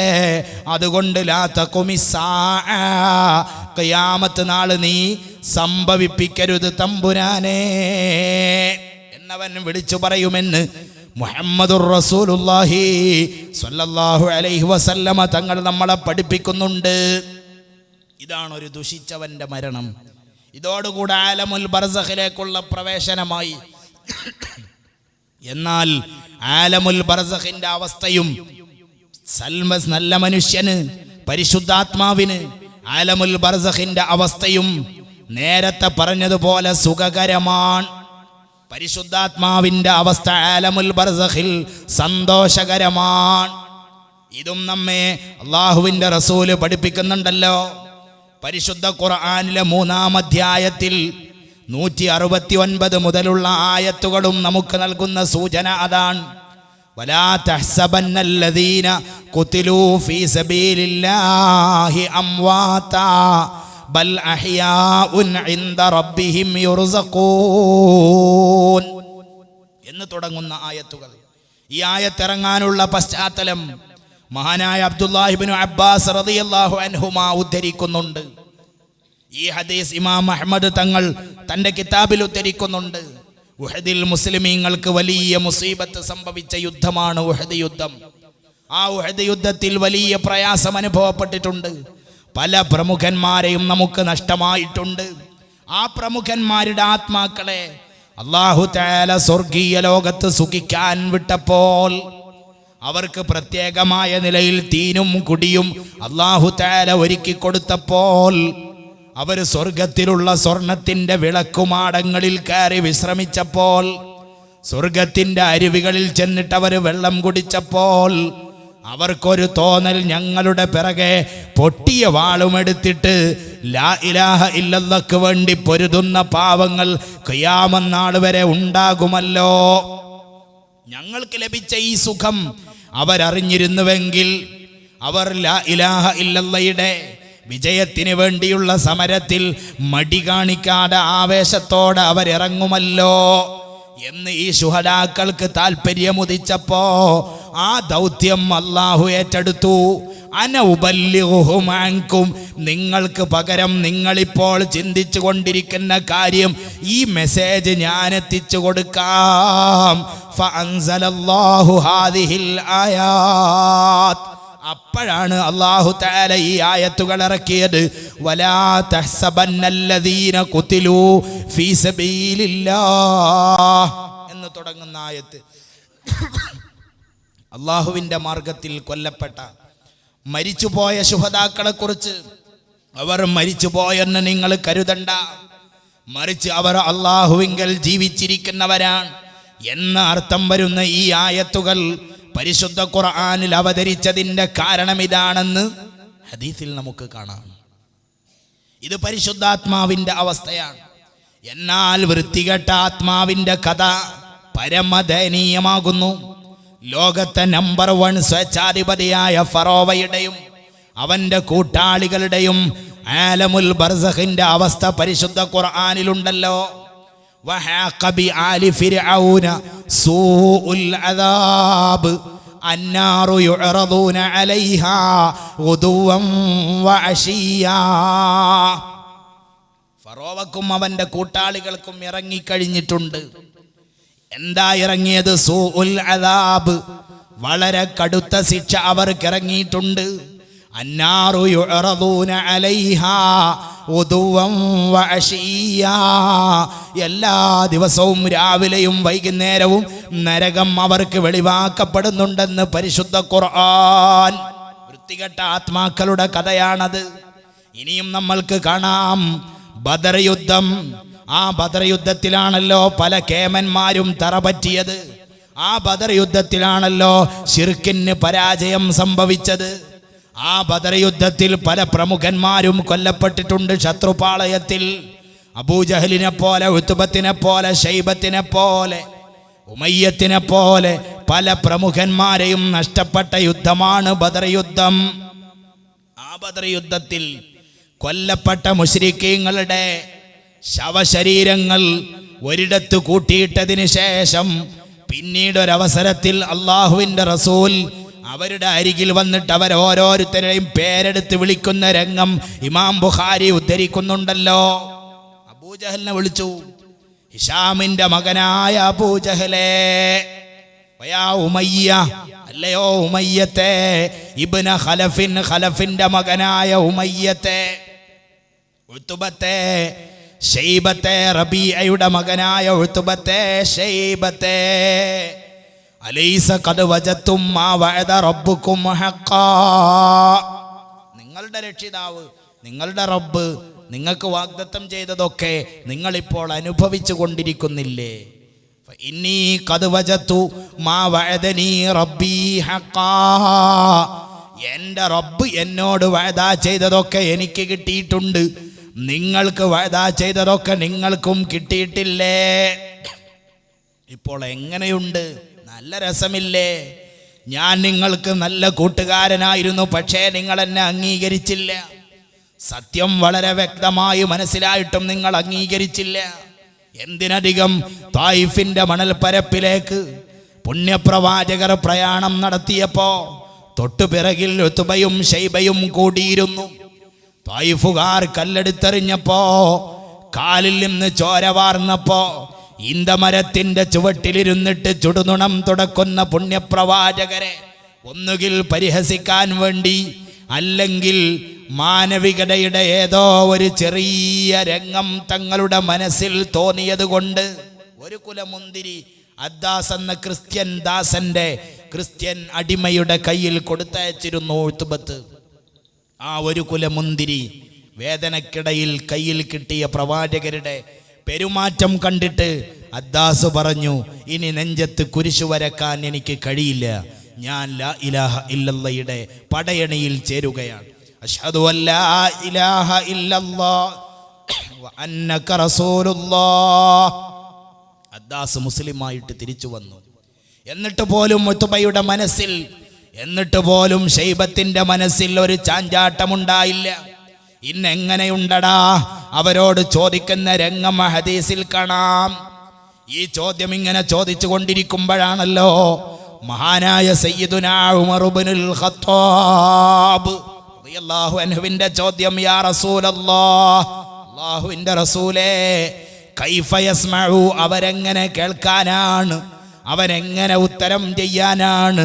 വഖദ് ജീഫു, അവരൊക്കെ ശവങ്ങളല്ലയോ? ശവങ്ങൾക്ക് കേൾക്കാൻ കഴിയോ? മരിച്ചവർക്ക് കേൾവി ശക്തിയുണ്ടോ? സയ്യിദുനാ ഉമർ ഇബ്നുൽ ഖത്താബ് റളിയല്ലാഹു അൻഹുവിന്റെ ചോദ്യം. അല്ലാഹുവിന്റെ പ്രവാചകരുടെ മറുപടി കേവലം ഒരു മറുപടി അല്ല. വല്ലദീ നഫ്സി ബിയദിഹി, എൻ്റെ ശരീരം ആരുടെ കീഴിലാണോ അവനെ തന്നെ സത്യം. എത്രത്തോളമാണ് അവരുടെ കേൾവി? മാ അന്തും, നിങ്ങളല്ല, ബിഅസ്മഅ, നന്നായിട്ട് കേൾക്കുന്നവരല്ല, ലമാഖൂലു, ഞാൻ പറയുന്നത് നിങ്ങൾ നന്നായിട്ട് കേൾക്കുകയില്ല, മിൻഹും, അവരെക്കാൾ കേൾക്കാനുള്ള കഴിവ് നിങ്ങൾക്കില്ല.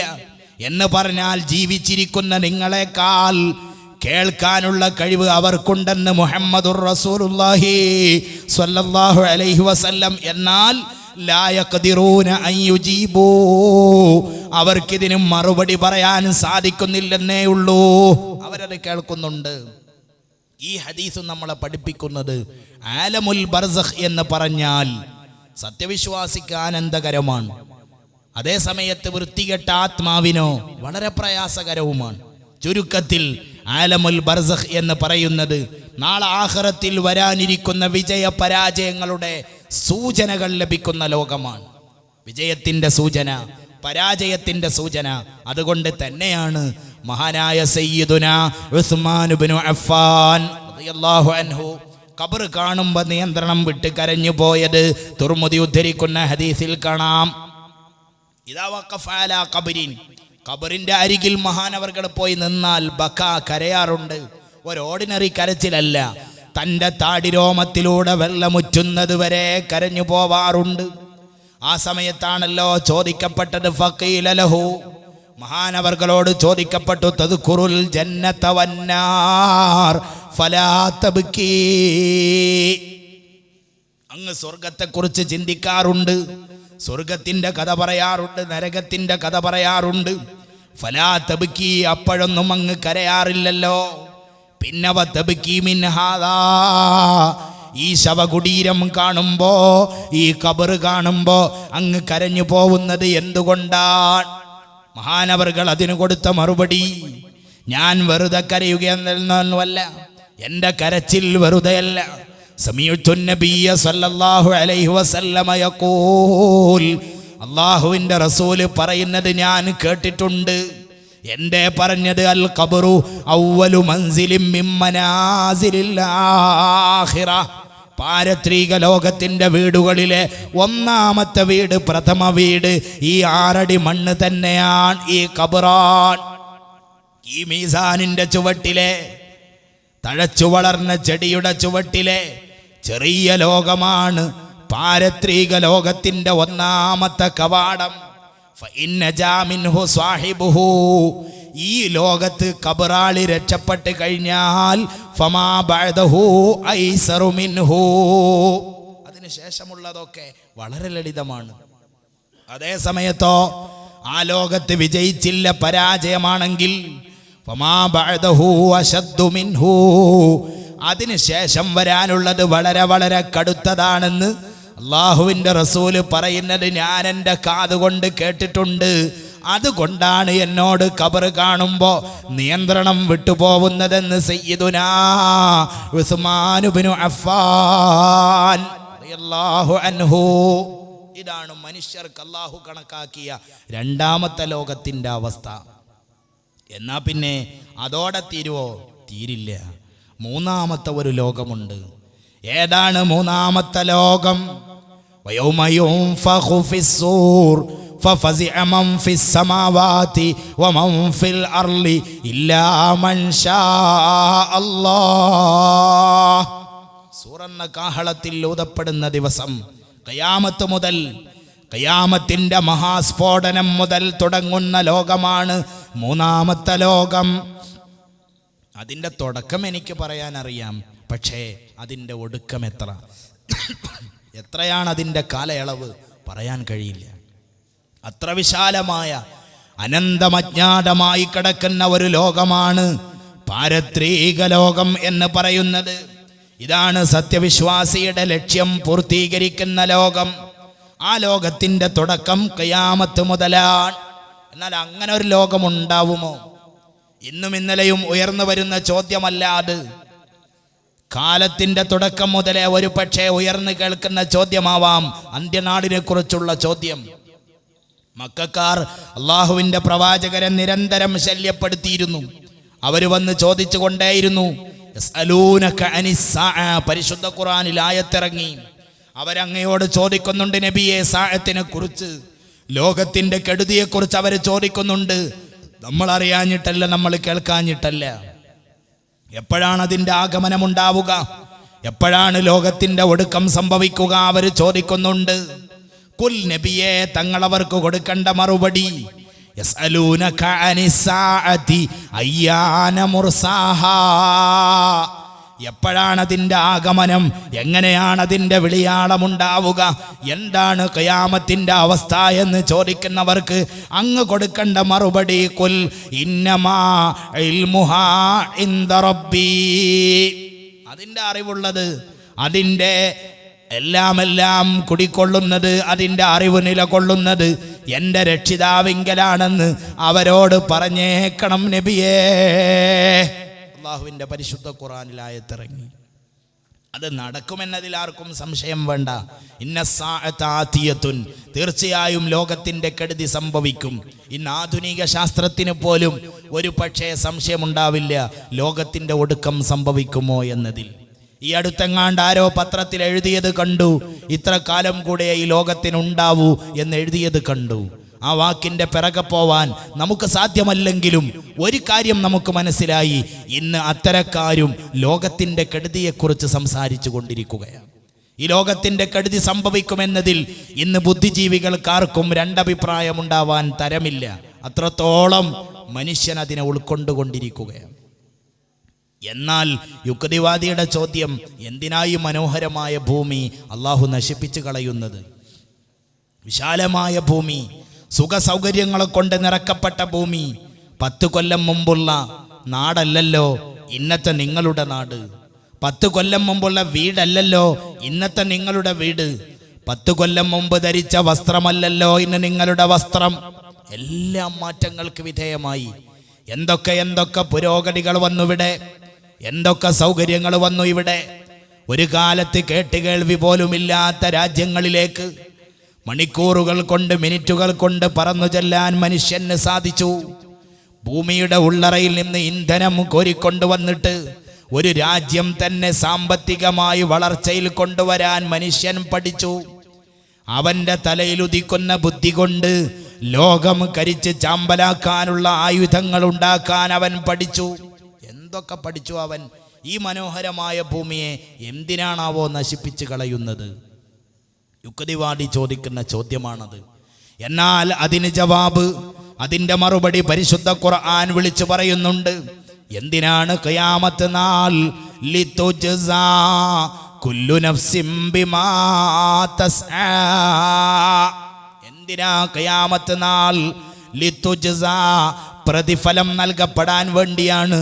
യാർക്ക് പ്രതിഫലം നൽകാൻ? എല്ലാ നഫ്സിനും അവർ പ്രവർത്തിച്ചതിന് പ്രതിഫലം കൊടുക്കണം. അതിന് കൊടുക്കാൻ പറ്റിയ ഒരു ലോകമുണ്ടാവണം. ആ ലോകമാണ് ഖിയാമത്ത് നാളിലൂടെ ഇവിടെ സാധ്യമാവുന്നത്. ദുനിയാവ് പ്രതിഫലം കൊടുക്കാൻ വേണ്ടി സൃഷ്ടിച്ചതല്ല എന്ന് പറഞ്ഞാൽ അവിടെ പ്രതിഫലം ഇല്ല എന്നല്ല.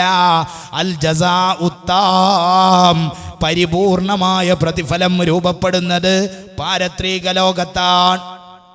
ഉദാഹരണം പറഞ്ഞാൽ, ഞാൻ നേരത്തെ പറഞ്ഞു, ഹംസത്തെന്നോര കരള് കടിച്ച് തുപ്പപ്പെട്ടു, അവിടുത്തെ കണ്ണ് ചൂഴ്ന്നെടുക്കപ്പെട്ടു, അവിടുത്തെ മൂക്ക് കുത്തി വികൃതമാക്കപ്പെട്ടു. എന്തിനു വേണ്ടിയാ ഹംസ പൊരുതിയത്? വീട്ടിൻ്റെ 2ാം നിലയുടെ പണി നടത്താനുള്ള സാമ്പത്തിക സ്രോതസ് കണ്ടെത്താനല്ല, ലക്ഷറി കാറ് വാങ്ങാനുമല്ല, പിന്നെയോ ലാ ഇലാഹ ഇല്ലല്ലാഹയുടെ വിജയത്തിന് വേണ്ടിയാണ്. ഇതിന്റെ പ്രതിഫലം എവിടെ കിട്ടും? ദുനിയാവിൽ കിട്ടിയിട്ടില്ലല്ലോ.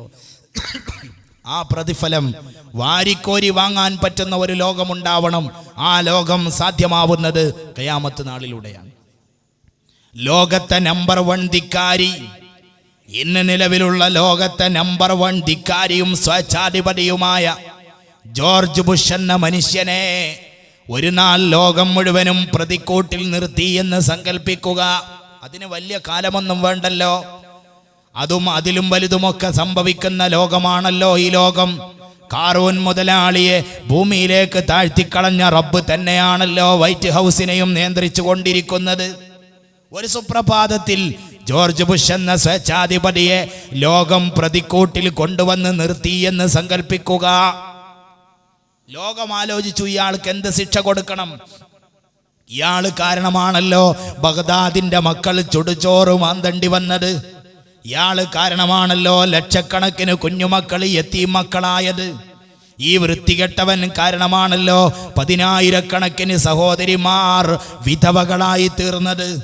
ഇവൻ കാരണമാണല്ലോ എത്രയോ കുടുംബത്തിന്റെ ആലംബം നഷ്ടപ്പെട്ടു പോയത്. ഇവൻ കാരണമാണല്ലോ രാജ്യത്തിന്റെ നാഗരികത മുഴുവനും തകർക്കപ്പെട്ടത്.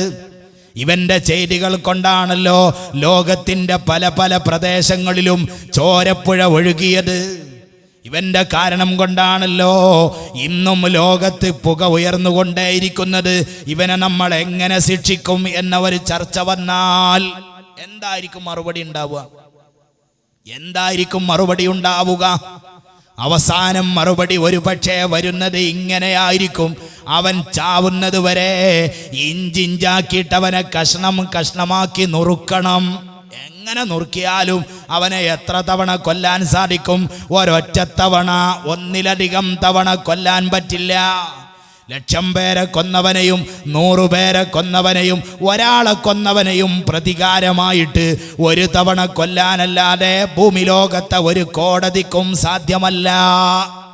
പിന്നെയോ അത് ശിക്ഷയല്ലല്ലോ, അവർക്ക് പരിപൂർണമായ ശിക്ഷ കൊടുക്കുന്ന ഒരു ലോകമുണ്ടാവണം. ആ ലോകമുണ്ടാവുന്നത് ഖിയാമത്ത് നാളിലൂടെയാണ്. അതുണ്ടായാലോ പടച്ചവനങ്ങ് കൊടുക്കും അവരുടെ ശിക്ഷ. വല്ലദീന കഫറു ലഹും നാറു ജഹന്നമ ലാ യുഖ്ളാ അലൈഹിം ഫയമൂതു വലാ യുഖഫഫു അൻഹും മിൻ അദാബിഹാ കദാലിക നജ്സീ കുല്ല കഫൂർ. പരിശുദ്ധ ഖുർആൻ പറഞ്ഞു, ഇതാ വല്ലദീന കഫറു, നിഷേധികളായ ആളുകൾ, വെളിച്ചത്തെ ഊതിക്കെടുത്തിയ ആളുകൾ, സത്യത്തിന്റെ വഴി കൊട്ടിയടച്ചു കളഞ്ഞ ആളുകൾ, അവർക്കുള്ള ലോകം ലഹും നാറു ജഹന്നമ, അവർക്കുള്ള ലോകമാണ് ജഹന്നമാകുന്ന നരകമെന്ന് പറയുന്നത്. ആ ലോകത്തിലെത്തിയാലുള്ള പ്രത്യേകത എന്താ? ലാ യുഖ്ളാ അലൈഹിം ഫയമൂതു, അവരുടെ മേൽ പിന്നെ മരണം വിധിക്കപ്പെടില്ല. ദുന്യാവിലെ ബാങ്കുകാർ ജപ്തി നോട്ടീസ് ഒട്ടിച്ചാൽ പറങ്കിമാവിൻ്റെ മേലെ കെട്ടി ചാവാൻ സാധിക്കൂ. ദുന്യാവിലെ റെയിൽവേ ട്രാക്കിൽ തലവെക്കാൻ സാധിക്കൂ. നാളെ പാരത്രിക ലോകത്ത് ജഹന്നമിലെത്തിയാൽ ലാ യുഖ്ളാ അലൈഹിം, അവരുടെ മേൽ മരണം വിധിക്കപ്പെടുന്നതോ അങ്ങനെ അവർ മരിച്ചു പോകുന്നതോ അല്ല. ഒരിടത്ത് ഖുർആൻ പറഞ്ഞത് അങ്ങനെയാണ്, വേറൊരിടത്ത് പറഞ്ഞതെന്താ? ഫദക്കിർ ഇൻ നഫഅതിൽ ദിക്റാ സയദ്ദക്കറു മൻ യഖ്ശാ വയതജന്നബുഹൽ അഷ്ഖാ അല്ലദീ യസ്ലൻ നാറൽ കുബ്റാ സുമ്മ ലാ യമൂതു ഫീഹാ വലാ യഹ്യാ. സയദ്ദക്കറു, തീർച്ചയായും പാഠം ഉൾക്കൊള്ളുക തന്നെ ചെയ്യും. മയ്യഖ്ശാ, പടച്ച റബ്ബിനെ പേടിക്കുന്നവർ പാഠം ഉൾക്കൊള്ളുക തന്നെ ചെയ്യും. വയതജന്നബുഹൽ അഷ്ഖാ, അതിൽ നിന്ന് പിന്തിരിഞ്ഞു കളയുന്നവർ ഏറ്റവും പരാജയപ്പെട്ടവരാണ്. അല്ലദീ യസ്ലൻ നാറൽ കുബ്റാ, അവർ വലിയ തീയിൽ കിടന്ന് എരിപൊരി കൊള്ളേണ്ടവരാണ്.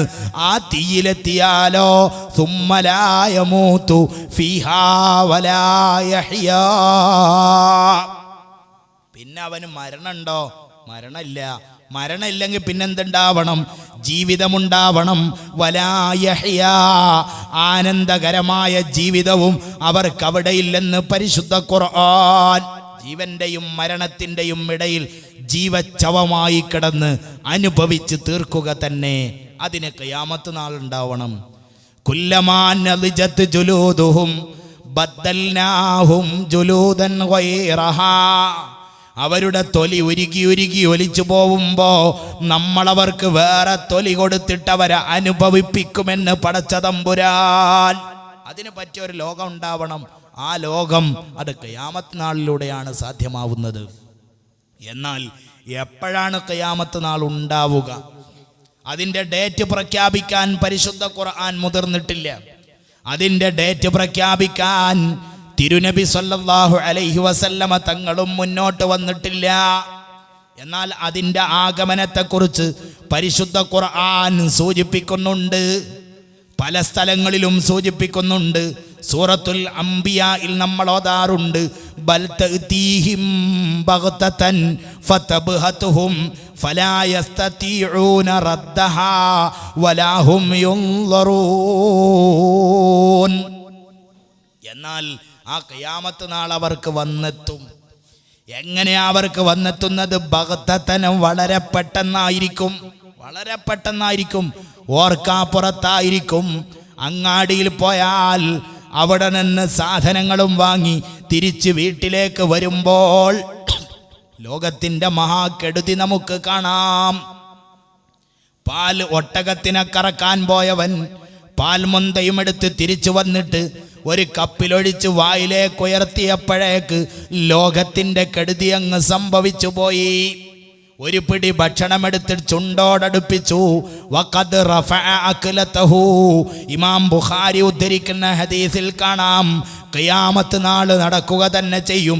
അവന്റെ ഒരു പിടി ഭക്ഷണമെടുത്ത് വായിലേക്ക് ഉയർത്തിയിട്ടുണ്ട്. എന്നാൽ അതിൻ്റെ രുചി അറിയുന്നതിന് മുന്നേ ഖിയാമത്തിന്റെ വിളിയാളം അങ്ങ് വന്നു പോവുമെന്ന് ഹദീസ്. അത്ര പെട്ടെന്നായിരിക്കും. മാത്രമല്ല, അവൻ്റെ ടാങ്കിൽ വെള്ളം നിറച്ചു കൊണ്ടിരിക്കുകയായിരിക്കും. അത് നിറഞ്ഞിട്ട് വേണം ഒരിത്തിരി കുടിക്കാൻ, ഒരിത്തിരി കുടിപ്പിക്കാൻ. എന്നാൽ വെള്ളം നിറഞ്ഞിട്ട് ഒരു കോപ്പ കുടിക്കുന്നതിന് മുന്നേ ഖിയാമത്ത് നാളങ്ങ് സംഭവിച്ചു പോവുമെന്ന് ഹദീസ്. അത്ര പെട്ടെന്നായിരിക്കും. എന്നാ പിന്നെ അത് തടഞ്ഞു നിർത്തുമായിരിക്കും ശാസ്ത്രം. ഖിയാമത്ത് നാളിനെ തടഞ്ഞു നിർത്തുമായിരിക്കും. ഖുർആൻ പറഞ്ഞു, അത് തടഞ്ഞു നിർത്താൻ ഒരു മഖ്ലൂക്കിനും സാധ്യമല്ല. അല്ലെങ്കിലും ശാസ്ത്രത്തിന് എന്തിന് സാധിക്കും? എന്തിന് സാധിക്കും ഈ ശാസ്ത്രത്തിന്?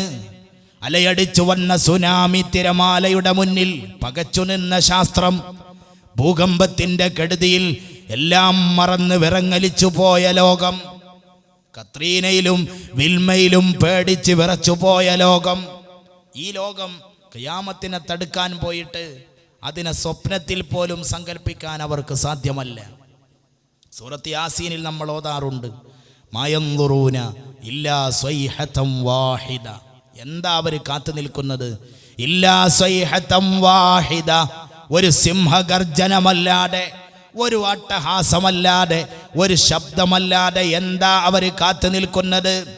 എത്ര വലിയ മണിമേടയും തകരാൻ, എത്ര വലിയ ഫൗണ്ടേഷനും ഇളക്കാൻ, എത്ര വലിയ ഗോപുരങ്ങളും തകർന്ന് തരിപ്പണമാവാൻ, ഏതേത് ആധുനിക സജ്ജീകരണങ്ങളും ചാമ്പലാക്കാൻ, സ്വൈഹത്തും വാഹിദ, ഒരൊറ്റ ഗർജനം.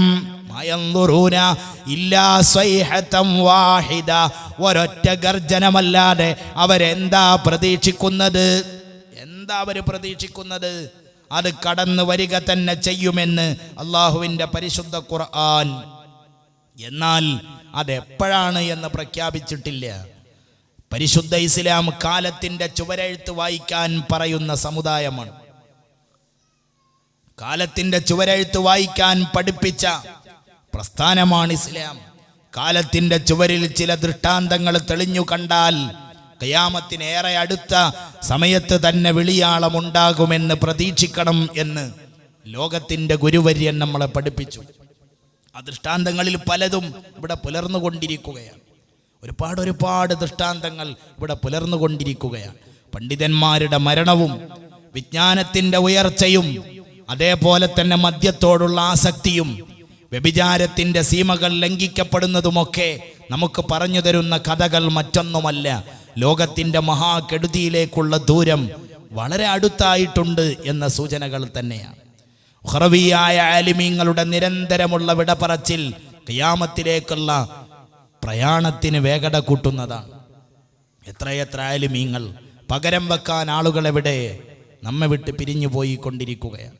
ഞാൻ ആമുഖ ഭാഷണത്തിൽ ഓർമ്മപ്പെടുത്തിയതുപോലെ വയനാട് ജില്ലക്കാരായ നമ്മെ സംബന്ധിച്ചിടത്തോളം നമ്മുടെ എല്ലാമായിരുന്ന, നമ്മുടെ സർവ്വചലനങ്ങളിലും ഒരു ബാപ്പയെപ്പോലെ നേതൃത്വം നൽകിയ മഹാനായ പാണക്കാടിൻ്റെ പ്രിയപ്പെട്ട പുത്രൻ ഉമർ അലി തങ്ങളുടെ സ്വരം ഇനി നമ്മൾ കേൾക്കില്ല. അഹ്ലുസുന്നത്ത് വൽ ജമാഅത്തിന്റെ വേദികളിൽ വൈരികൾ വന്ന് പലതും പുലഭ്യം പറഞ്ഞു പോയപ്പോൾ ആദർശ പ്രചരണ രംഗത്ത് സിംഹഗർജനമായി കടന്നു വന്ന കല്ലൂരിൻ്റെ ധ്വനി ഇനി നമ്മൾക്ക് കേൾക്കാൻ കഴിയില്ല. ആ നിലക്ക് ഓരോരുത്തരായി വിട പറഞ്ഞുകൊണ്ടിരിക്കുന്നു. നമുക്കൊരു ശംസ് ഉണ്ടായിരുന്നു, നമുക്ക് റഈസുൽ മുഹഖഖീൻ കണ്ണിയത്ത് ഉസ്താദ് ഉണ്ടായിരുന്നു, നമുക്ക് നാട്ടികയിലെ മൂസ മുസ്ലിയാർ എന്ന അനുഗ്രഹീത സ്വരത്തിൻ്റെ ഉടമയുണ്ടായിരുന്നു. അവരൊക്കെ ആഖിറത്തിൻ്റെ വഴിയിൽ പ്രവർത്തിച്ചവരായിരുന്നു. അവരുടെയൊക്കെ വിയോഗം ഇന്ന് സമുദായം നന്നായി അറിഞ്ഞുകൊണ്ടിരിക്കുകയാണ്. ഉഖ്റവിയായ ആലിമീങ്ങളുടെ വിടപറച്ചിൽ, വിജ്ഞാനത്തോട് സമുദായത്തിനുള്ള രണ്ടാം കിട മനോഭാവം ഖിയാമത്തിൻ്റെ മറ്റൊരു സൂചനയാണ്. മദ്രസാ പ്രസ്ഥാനം പോലും തകർച്ചയെ നേരിട്ടുകൊണ്ടിരിക്കുകയാണ്. പള്ളി ദർസ് എന്ന് പറയുന്ന മഹത്തായ സമ്പ്രദായം നമ്മുടെ പള്ളികളിൽ നിന്ന് എടുക്കപ്പെട്ടു പോയി. അള്ളാഹുവിൻ്റെ പള്ളികളിൽ ഒരു കാലത്ത് കിതാബുകളുടെ ധ്വനി ഉയർന്നു കേട്ട വീടുകളായിരുന്നു പള്ളികൾ. അതേപോലെ അൽഫിയയുടെയുമൊക്കെ മനോഹരമായ വരികൾ ഉയർന്നു കേട്ട പള്ളി.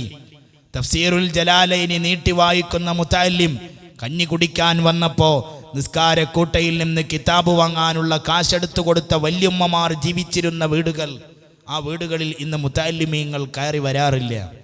ഒരു പള്ളിയിലും മുതഅല്ലിമിൻ്റെ സ്വരം ഉയരാറില്ല. അവിടെയൊക്കെ സംഘട്ടനങ്ങൾ പോലും നടന്നുകൊണ്ടിരിക്കുന്നു എന്ന വളരെ വലിയ വാർത്തകൾ നമ്മെ നൊമ്പരപ്പെടുത്തുക തന്നെ ചെയ്യുന്നു. അല്ലാഹുവിൻ്റെ പ്രവാചകർ പറഞ്ഞു, ലാ തഖൂമു സ്സാഅ, ഖിയാമത്ത് നാൾ സംഭവിക്കില്ല. യതബാഹന്നാസു ബിൽ മസാജിദ്, ജനങ്ങൾ പള്ളികൾ കൊണ്ട് പൊങ്ങച്ചം കാണിക്കുന്നത് വരെ ഖിയാമത്ത് നാൾ സംഭവിക്കില്ല. പള്ളികൾ പൊങ്ങച്ചത്തിൻ്റെ നിമിത്തങ്ങളായി മാറുക. എവിടെയും കടന്നു വരാവുന്നവരന്ത്യം എവിടെയും കടന്നു വരാം. ശരാശരി പോയാൽ 70 വരെ പോവാം. 60ൻ്റെയും 70ൻ്റെയും ഇടയിലാണ് എൻ്റെ ഉമ്മത്തുകളുടെ ആയുസ്സെന്ന് ലോകനേതാവ് പഠിപ്പിച്ചു. ഈ 70ൻ്റെയും 60ൻ്റെയും ഇടയിലുള്ള ജീവിതം കൊണ്ട് നമുക്ക് ആദം നബിയുടെ സമുദായത്തെ മറികടക്കണം. നമുക്ക് ഖലീലുല്ലാഹി ഇബ്രാഹിം നബി അലൈഹിസ്സലാമിൻ്റെ സമുദായത്തെ ഓവർടേക്ക് ചെയ്യണം. നമുക്ക് മറ്റെല്ലാ സമുദായത്തെയും ഓവർടേക്ക് ചെയ്യണം. ഈ 70 കാലം കൊണ്ട്, ഈ 60 കാലം കൊണ്ട് എങ്ങനെ സാധിക്കും? എങ്ങനെയാണ് അതിന് അല്ലാഹു തആല നമ്മെ അനുവരുക്കിയിരിക്കുന്നത്, സജ്ജമാക്കിയിരിക്കുന്നത്? അല്ലാഹു തആല ചില പ്രത്യേകതകളിലൂടെ നമ്മളെ അതിന് സജ്ജമാക്കിയിട്ടുണ്ട്. ഈ സമുദായത്തിന് മാത്രം തന്ന ചില പ്രത്യേകതകൾ. ആ പ്രത്യേകതകളിൽപ്പെട്ട ഒന്നാണ് അൽ സ്വലവാത്തുൽ ഖംസ്, 5 നേരത്തെ നിസ്കാരം. മുൻകാല അമ്പിയാക്കൾക്കൊക്കെ നിസ്കാരമുണ്ട്, എന്നാൽ 5 വക്ത് നിസ്കാരം ഈ സമുദായത്തിൻ്റെ പ്രത്യേകത. അതും 50 വക്തിൻ്റെ പവിത്രതയുള്ള 5 നേരത്തെ നിസ്കാരം. അതേപോലെ തന്നെ നമ്മുടെ തൊട്ടുമുമ്പിൽ തണൽ വിരിച്ചിരിക്കുന്ന ശഹ്റു റമളാൻ, ഈ സമുദായത്തിന് അല്ലാഹു തആല സംഭാവന ചെയ്ത വളരെ പവിത്രമായ ഒരു കാലയളവാണ് ശഹ്റു റമളാൻ. റമളാൻ മാസം 1000 മാസങ്ങളുടെ പ്രത്യേകതയുള്ള ഒരു രാത്രിയെ കൊണ്ട് നിറക്കപ്പെട്ട വളരെ പവിത്രമായ മാസം. 60ൻ്റെയും 70ൻ്റെയും ഇടയിൽ ആയുസ്സുള്ള മുഹമ്മദ് നബി സല്ലല്ലാഹു അലൈഹി വസല്ലമയുടെ സമുദായക്കാരൻ ലൈലത്തുൽ ഖദ്റിലൂടെ കടന്നു വരട്ടെ. നൂഹ് നബിയുടെ സമുദായത്തെ ഓവർടേക്ക് ചെയ്യാം. സർവ്വ നബിമാരുടെ സമുദായത്തെയും ഓവർടേക്ക് ചെയ്യാൻ അല്ലാഹു തആല തന്ന സുവർണാവസരമാണ്, ഗോൾഡൻ ചാൻസാണ് ശഹ്റു റമളാൻ. ഒരുങ്ങാനുള്ള സമയമായിരിക്കുന്നു. നാളെ മറ്റന്നാൾ ആ മാസം നമ്മുടെ മുന്നിൽ കടന്നു വരാൻ പോകുന്നു. അതുകൊണ്ട് ഓർക്കുക, നാളെയുടെ 3ാമത്തെ സെഷനിൽ വിജയിക്കാൻ വേണ്ട ഉൽപ്പന്നങ്ങൾ കൃഷി ചെയ്ത് സമ്പാദിച്ചെടുക്കേണ്ട ലോകം, ആ ലോകത്തിലെ വളരെ ശ്രദ്ധേയമായ ഓഫറുകൾ കൊണ്ട് നിറക്കപ്പെട്ട കാലം, അത് ശഹ്റു റമളാൻ. എന്താ റമളാനിൻ്റെ പ്രത്യേകത? പരിശുദ്ധ റമളാനു ശരീഫിൻ്റെ 1ാമത്തെ പ്രത്യേകത തന്നെ പരിശുദ്ധ ഖുർആൻ പറയുന്നത്, ശഹ്റു റമളാനല്ലദീ ഉൻസില ഫീഹിൽ ഖുർആൻ. പരിശുദ്ധ ഖുർആൻ ഇറക്കപ്പെട്ട മാസമാണ് ശഹ്റു റമളാൻ. അതാണ് റമളാനിൻ്റെ 1ാമത്തെ പ്രത്യേകത. പരിശുദ്ധ ഖുർആൻ മാത്രമല്ല, മഹാനായ ഖലീലുല്ലാഹി ഇബ്രാഹിം നബി അലൈഹിസ്സലാമിൻ്റെ ഏടുകൾ അല്ലാഹു തആല കൈമാറിയത് റമളാനിൻ്റെ പ്രഥമ രാത്രിയാകുന്നു. കിതാബുകളിൽ കാണാം. അതേപോലെ മഹാനായ കലീമുല്ലാഹി മൂസ അലൈഹിസ്സലാമിന് അല്ലാഹു തആല തൗറാത്ത് കൊടുത്തത് പരിശുദ്ധ റമളാൻ 6-നാകുന്നു. അതേപോലെ തന്നെ മഹാനായ റൂഹുല്ലാഹി ഈസാ അലൈഹിസ്സലാമിന് അല്ലാഹു തആല ഇഞ്ചീൽ കൈമാറിയത് റമളാൻ 13-നാകുന്നു. അതേപോലെ തന്നെ മഹാനായ സയ്യിദുന ദാവൂദ് നബി അലൈഹിസ്സലാമിന് അല്ലാഹു തആല സബൂർ കൈമാറിയത് റമളാൻ 18-നാകുന്നു. എല്ലാം റമളാനിൽ. ഇപ്പം റമളാനിൻ്റെ ഏറ്റവും വലിയ പ്രത്യേകത അള്ളാഹുവിൻ്റെ കിതാബുകൾ, അള്ളാഹുവിൻ്റെ ഇൽമ്, ആ ഇൽമ് ഇറങ്ങിയ മാസം അത് ശഹ്റു റമളാനാണ്. പരിശുദ്ധ ഖുർആനിൻ്റെ പ്രത്യേകമായ മാസമാണ് ശഹ്റു റമളാൻ. അതുകൊണ്ട് ആ ഖുർആനിലേക്ക് മടങ്ങാനും ആ ഖുർആനുമായി ബന്ധം പുലർത്താനും അള്ളാഹുവിൻ്റെ പരിശുദ്ധ ഖുർആൻ ഹൃദയത്തിൽ കൊണ്ട് നടക്കാനുമുള്ള സമയമാണ് പരിശുദ്ധ റമളാൻ. ആ ഖുർആനിൻ്റെ സ്വരമൊക്കെ നമ്മുടെ വീടുകളിൽ മുമ്പ് കാലത്ത് മുഴങ്ങിക്കൊണ്ടിരുന്നു. ഇന്ന് ആ സ്വരങ്ങളൊക്കെയും എടുക്കപ്പെട്ടു പോയിട്ടുണ്ട്. അതിന് പകരം വൃത്തികേടുകൾ പലതും കടന്നു വന്നിട്ടുണ്ട്. സൂറത്ത് യാസീൻ ഓതുന്ന പതിവിന്നില്ല, സൂറത്തുൽ വാഖിയ ഓതുന്ന പതിവ് ഇല്ല എന്ന് പറയുന്നില്ല, വളരെ കുറവാണ്. പരിശുദ്ധ ഖുർആനുമായി ബന്ധം പുലർത്തുന്ന വീടുകൾ വരെ വളരെ കുറവാണ്. മഹാന്മാരെ ഓർക്കുന്ന പാരമ്പര്യമുണ്ടായിരുന്നു, അത് കുറഞ്ഞുപോയി. ബീവിമാരെ കുറിച്ച് പാടാറുണ്ടായിരുന്നു, ഇന്ന് പാടൽ കുറവാണ്. ഈ നിലക്ക് നന്മകൾ മുഴുവനും എടുക്കപ്പെട്ടു പോയിക്കൊണ്ടിരിക്കുന്നു. ഇതിന് ഉത്തരവാദിത്തം ഏറ്റെടുക്കേണ്ടവർ സമൂഹത്തിൽ ഒരുപാടുണ്ട്. എത്രയോ ഉറക്കമൊഴിച്ച് സമ്മേളനം നടത്തിയവർ, കോടിക്കണക്കിന് രൂപ കൊണ്ടുപോയി തുലച്ചിട്ട് സമ്മേളന മാമാങ്കങ്ങൾ നടത്തിയവർ. എന്തിനാ സമ്മേളനം? പാവപ്പെട്ട മുസൽമാന്റെ കയ്യിൽ നിന്ന് ഹദ്ദാദ് റാത്തീബിന്റെ ഏട് വലിച്ചെറിയാൻ വേണ്ടി സമ്മേളനം. ബാപ്പ മരിച്ചുപോയ ദിവസം സൂറത്ത് യാസീൻ ഓതരുതെന്ന് പറയാൻ സമ്മേളനം. മഹാന്മാരായ ആളുകളുടെ വസിയ്യത്തോടെ അവരുടെ ആത്മീയ നേതൃത്വത്തോടെ ചൊല്ലിവരുന്ന ദിക്റുകൾ പാടില്ലെന്ന് പറയാൻ സമ്മേളനങ്ങൾ, സെമിനാറുകൾ എന്തൊക്കെ സംഘടിപ്പിച്ചു. ഫീസത്തുമാല പാടരുതെന്ന് പറയാൻ എത്ര ഊർജം ചെലവഴിച്ചു. ഈ ഊർജമൊക്കെ ചെലവഴിച്ചപ്പോഴോ പാവപ്പെട്ട സമുദായം അതിലൊന്നും വലിയ കാര്യമില്ലെന്ന് തോന്നിയപ്പോൾ അതൊക്കെ പതുക്കെ ഒരിടത്ത് വെക്കാൻ തുടങ്ങി. ഇതൊന്നും പാടില്ലെന്ന് പറഞ്ഞവർ എന്തേ പിന്നെ പാടുള്ളത് എന്ന് പറഞ്ഞു കൊടുത്തില്ല. അപ്പൊ പിന്നെ പാവപ്പെട്ട സഹോദരിമാരും വിവരം കുറഞ്ഞു പോയ ആളുകളും വൃത്തികേടിന്റെ വഴിക്ക് പോയി. മുമ്പ് സൂറത്തുൽ വാഖിയ ഓതിയ സമയം അവർ സീരിയലുകൾക്ക് മുന്നിൽ തപസ്സിരിക്കാൻ തുടങ്ങി. മുമ്പ് യാസീൻ ഓതിയ സമയം റിയാലിറ്റി ഷോയിൽ എവിടെയെങ്കിലും തന്നെ തേടി മെഗാ പ്രൈസ് വരുന്നുണ്ടോ എന്ന് നോക്കിയിട്ട് ടെലിഫോണിന്റെ മുന്നിൽ കാത്തിരിക്കാൻ തുടങ്ങി. ഈ ഒരവസ്ഥ കടന്നു വന്നപ്പോഴോ സമുദായത്തിൽ ഉണ്ടായിക്കൊണ്ടിരിക്കുന്ന ദുരന്തമെന്ത്? അള്ളാഹുവിൻ്റെ പ്രവാചകർ സല്ലല്ലാഹു അലൈഹി വസല്ലമ തങ്ങൾ നമ്മളോട് പറഞ്ഞു, മുൻകാല അമ്പിയാക്കളിൽ നിന്ന് കൈമാറി വന്ന ഒരു ഡയലോഗ് എനിക്ക് കിട്ടിയിട്ടുണ്ട്, ഞാനത് നിങ്ങളുമായി പങ്കുവെക്കാം. എന്നിട്ട് നമ്മളോട് പറഞ്ഞ വാക്ക്, ഇദാ ലം തസ്തഹി ഫസ്ന മാ ശിത, നിങ്ങൾക്ക് ഉളുപ്പില്ലെങ്കിൽ തോന്നിയതൊക്കെ ചെയ്തോളൂ, ലജ്ജയില്ലെങ്കിൽ തോന്നിയതൊക്കെ ചെയ്തോളൂ. അവസാനത്തെ വാക്കല്ലേ ആ വാക്ക്, അവസാനത്തെ വാക്കാണ് ആ വാക്ക്. എന്നാൽ നമ്മൾ ആലോചിച്ച് നോക്കൂ, അല്ലാഹു തആല പതുക്കെ പതുക്കെ ലജ്ജയെന്ന് പറയുന്ന കർട്ടൻ നമുക്കിടയിൽ നിന്ന് ഉയർത്താൻ തുടങ്ങിയിരിക്കുന്നു. ലജ്ജയുടെ കർട്ടൻ ഉയർന്നു പോയപ്പോ എന്താ ഇവിടെ സംഭവിക്കുന്നത്? വ്യഭിചാരത്തെക്കുറിച്ച് ഇന്നത്തെ ലോകത്തിന്റെ വിലയിരുത്തൽ എന്താ? അതൊന്നും വലിയ കുഴപ്പമൊന്നുമില്ല. എത്രത്തോളം 14 വയസ്സുള്ള മകൾ, ആ മകളെ സ്വന്തം ബാപ്പ ഉപയോഗപ്പെടുത്തുക, എന്നിട്ട് നാട്ടിൽ 10-20 പേർക്ക് കാഴ്ചവെക്കുക, അവരുടെ കയ്യിൽ നിന്ന് കിട്ടുന്ന കൈമടക്കും പോക്കറ്റിലിട്ടിട്ട് മാന്യന്റെ കുപ്പായവും ധരിച്ച് ജനങ്ങൾക്കിടയിലൂടെ നടക്കുക. തൻ്റെ പിതാവിനാൽ പീഡിപ്പിക്കപ്പെട്ട മകൾ നൊമ്പരം കടിച്ചമർത്തി ജീവിതം തള്ളി നീക്കുക. ഇത് നമ്മുടെ ലോകത്ത് നമ്മൾ ഏറെ ദൂരെയൊന്നുമല്ലാതെ കേൾക്കുന്ന സത്യങ്ങളാണല്ലോ. എപ്പോഴാ ഇങ്ങനെയൊക്കെ സംഭവിച്ചത്? ആങ്ങളെ പെങ്ങളുടെ കഴുത്തിൽ താലി കെട്ടാൻ ഒരുങ്ങി. ഏത് മതം, ഏത് മുസ്ലിയാരുണ്ടെന്നോട് ചോദിക്കാൻ എന്ന് വീമ്പ് പറയുന്ന ചെറുപ്പക്കാരൻ. എപ്പോഴേ ഇതൊക്കെ കടന്നു വന്നത്? നമ്മുടെ വീടുകളുടെ ആത്മീയത പോയി.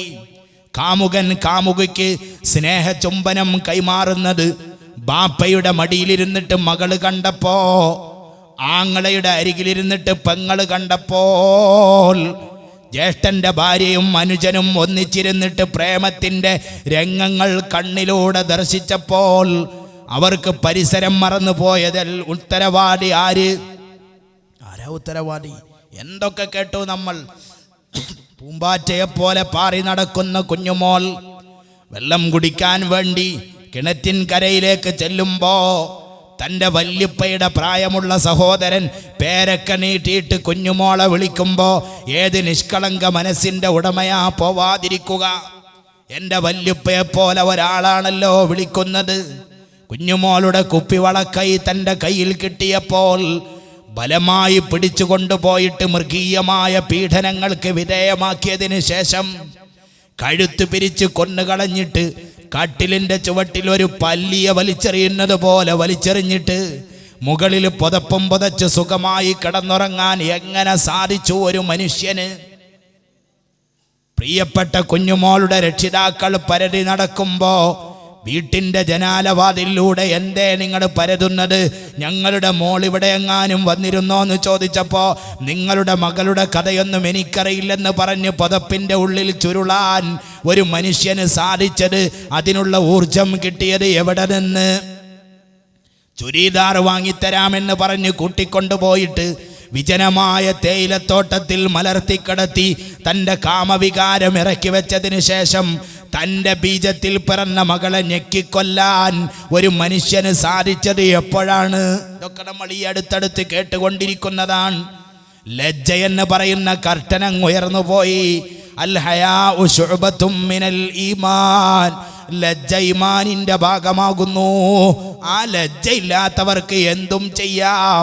ഫസ്നഉ മാ ശിഅത, നിനക്ക് തോന്നുന്നതൊക്കെ ചെയ്തോ. അതാണ് ഇന്ന് മനുഷ്യരിൽ പലരും ചെയ്തുകൊണ്ടിരിക്കുന്നത്. നമ്മൾ കണ്ടുകൊണ്ടിരിക്കുന്നത് അതാണ്. ബാപ്പയുടെ കൂടെ മകളെ വിടാൻ ഉമ്മക്ക് ധൈര്യം വരുന്നില്ലെങ്കിൽ ആ ലോകത്തെ നമ്മൾ എന്ത് പേരിട്ട് വിളിക്കണം? ആങ്ങളയുടെ കൂടെ പെങ്ങൾക്ക് യാത്ര ചെയ്തുകൂടെങ്കിൽ ആ യാത്രയെ നമ്മൾ എന്ത് പേരിട്ട് വിളിക്കണം? ഇതൊക്കെ ലോകത്തിൻ്റെ ഇന്നത്തെ അവസ്ഥകളാണ്. മദ്യമഹരമായി മാറി. കല്യാണത്തലേന്നും പിറ്റേന്നുമൊക്കെ കുപ്പി പൊട്ടിക്കൽ സമുദായത്തിൽ മാന്യന്മാരുടെ സിംബലുകളായി മാറി. മുമ്പ് കാലത്ത് അന്യമതങ്ങളുടെ ആഘോഷ ദിവസങ്ങൾക്ക് പിറ്റേന്ന് പത്രത്താളുകളിൽ വാർത്ത വരുമായിരുന്നു, ഇന്നലെ മദ്യത്തിൻ്റെ റെക്കോർഡ് കച്ചവടം നടന്നിരുന്നു എന്ന വാർത്ത.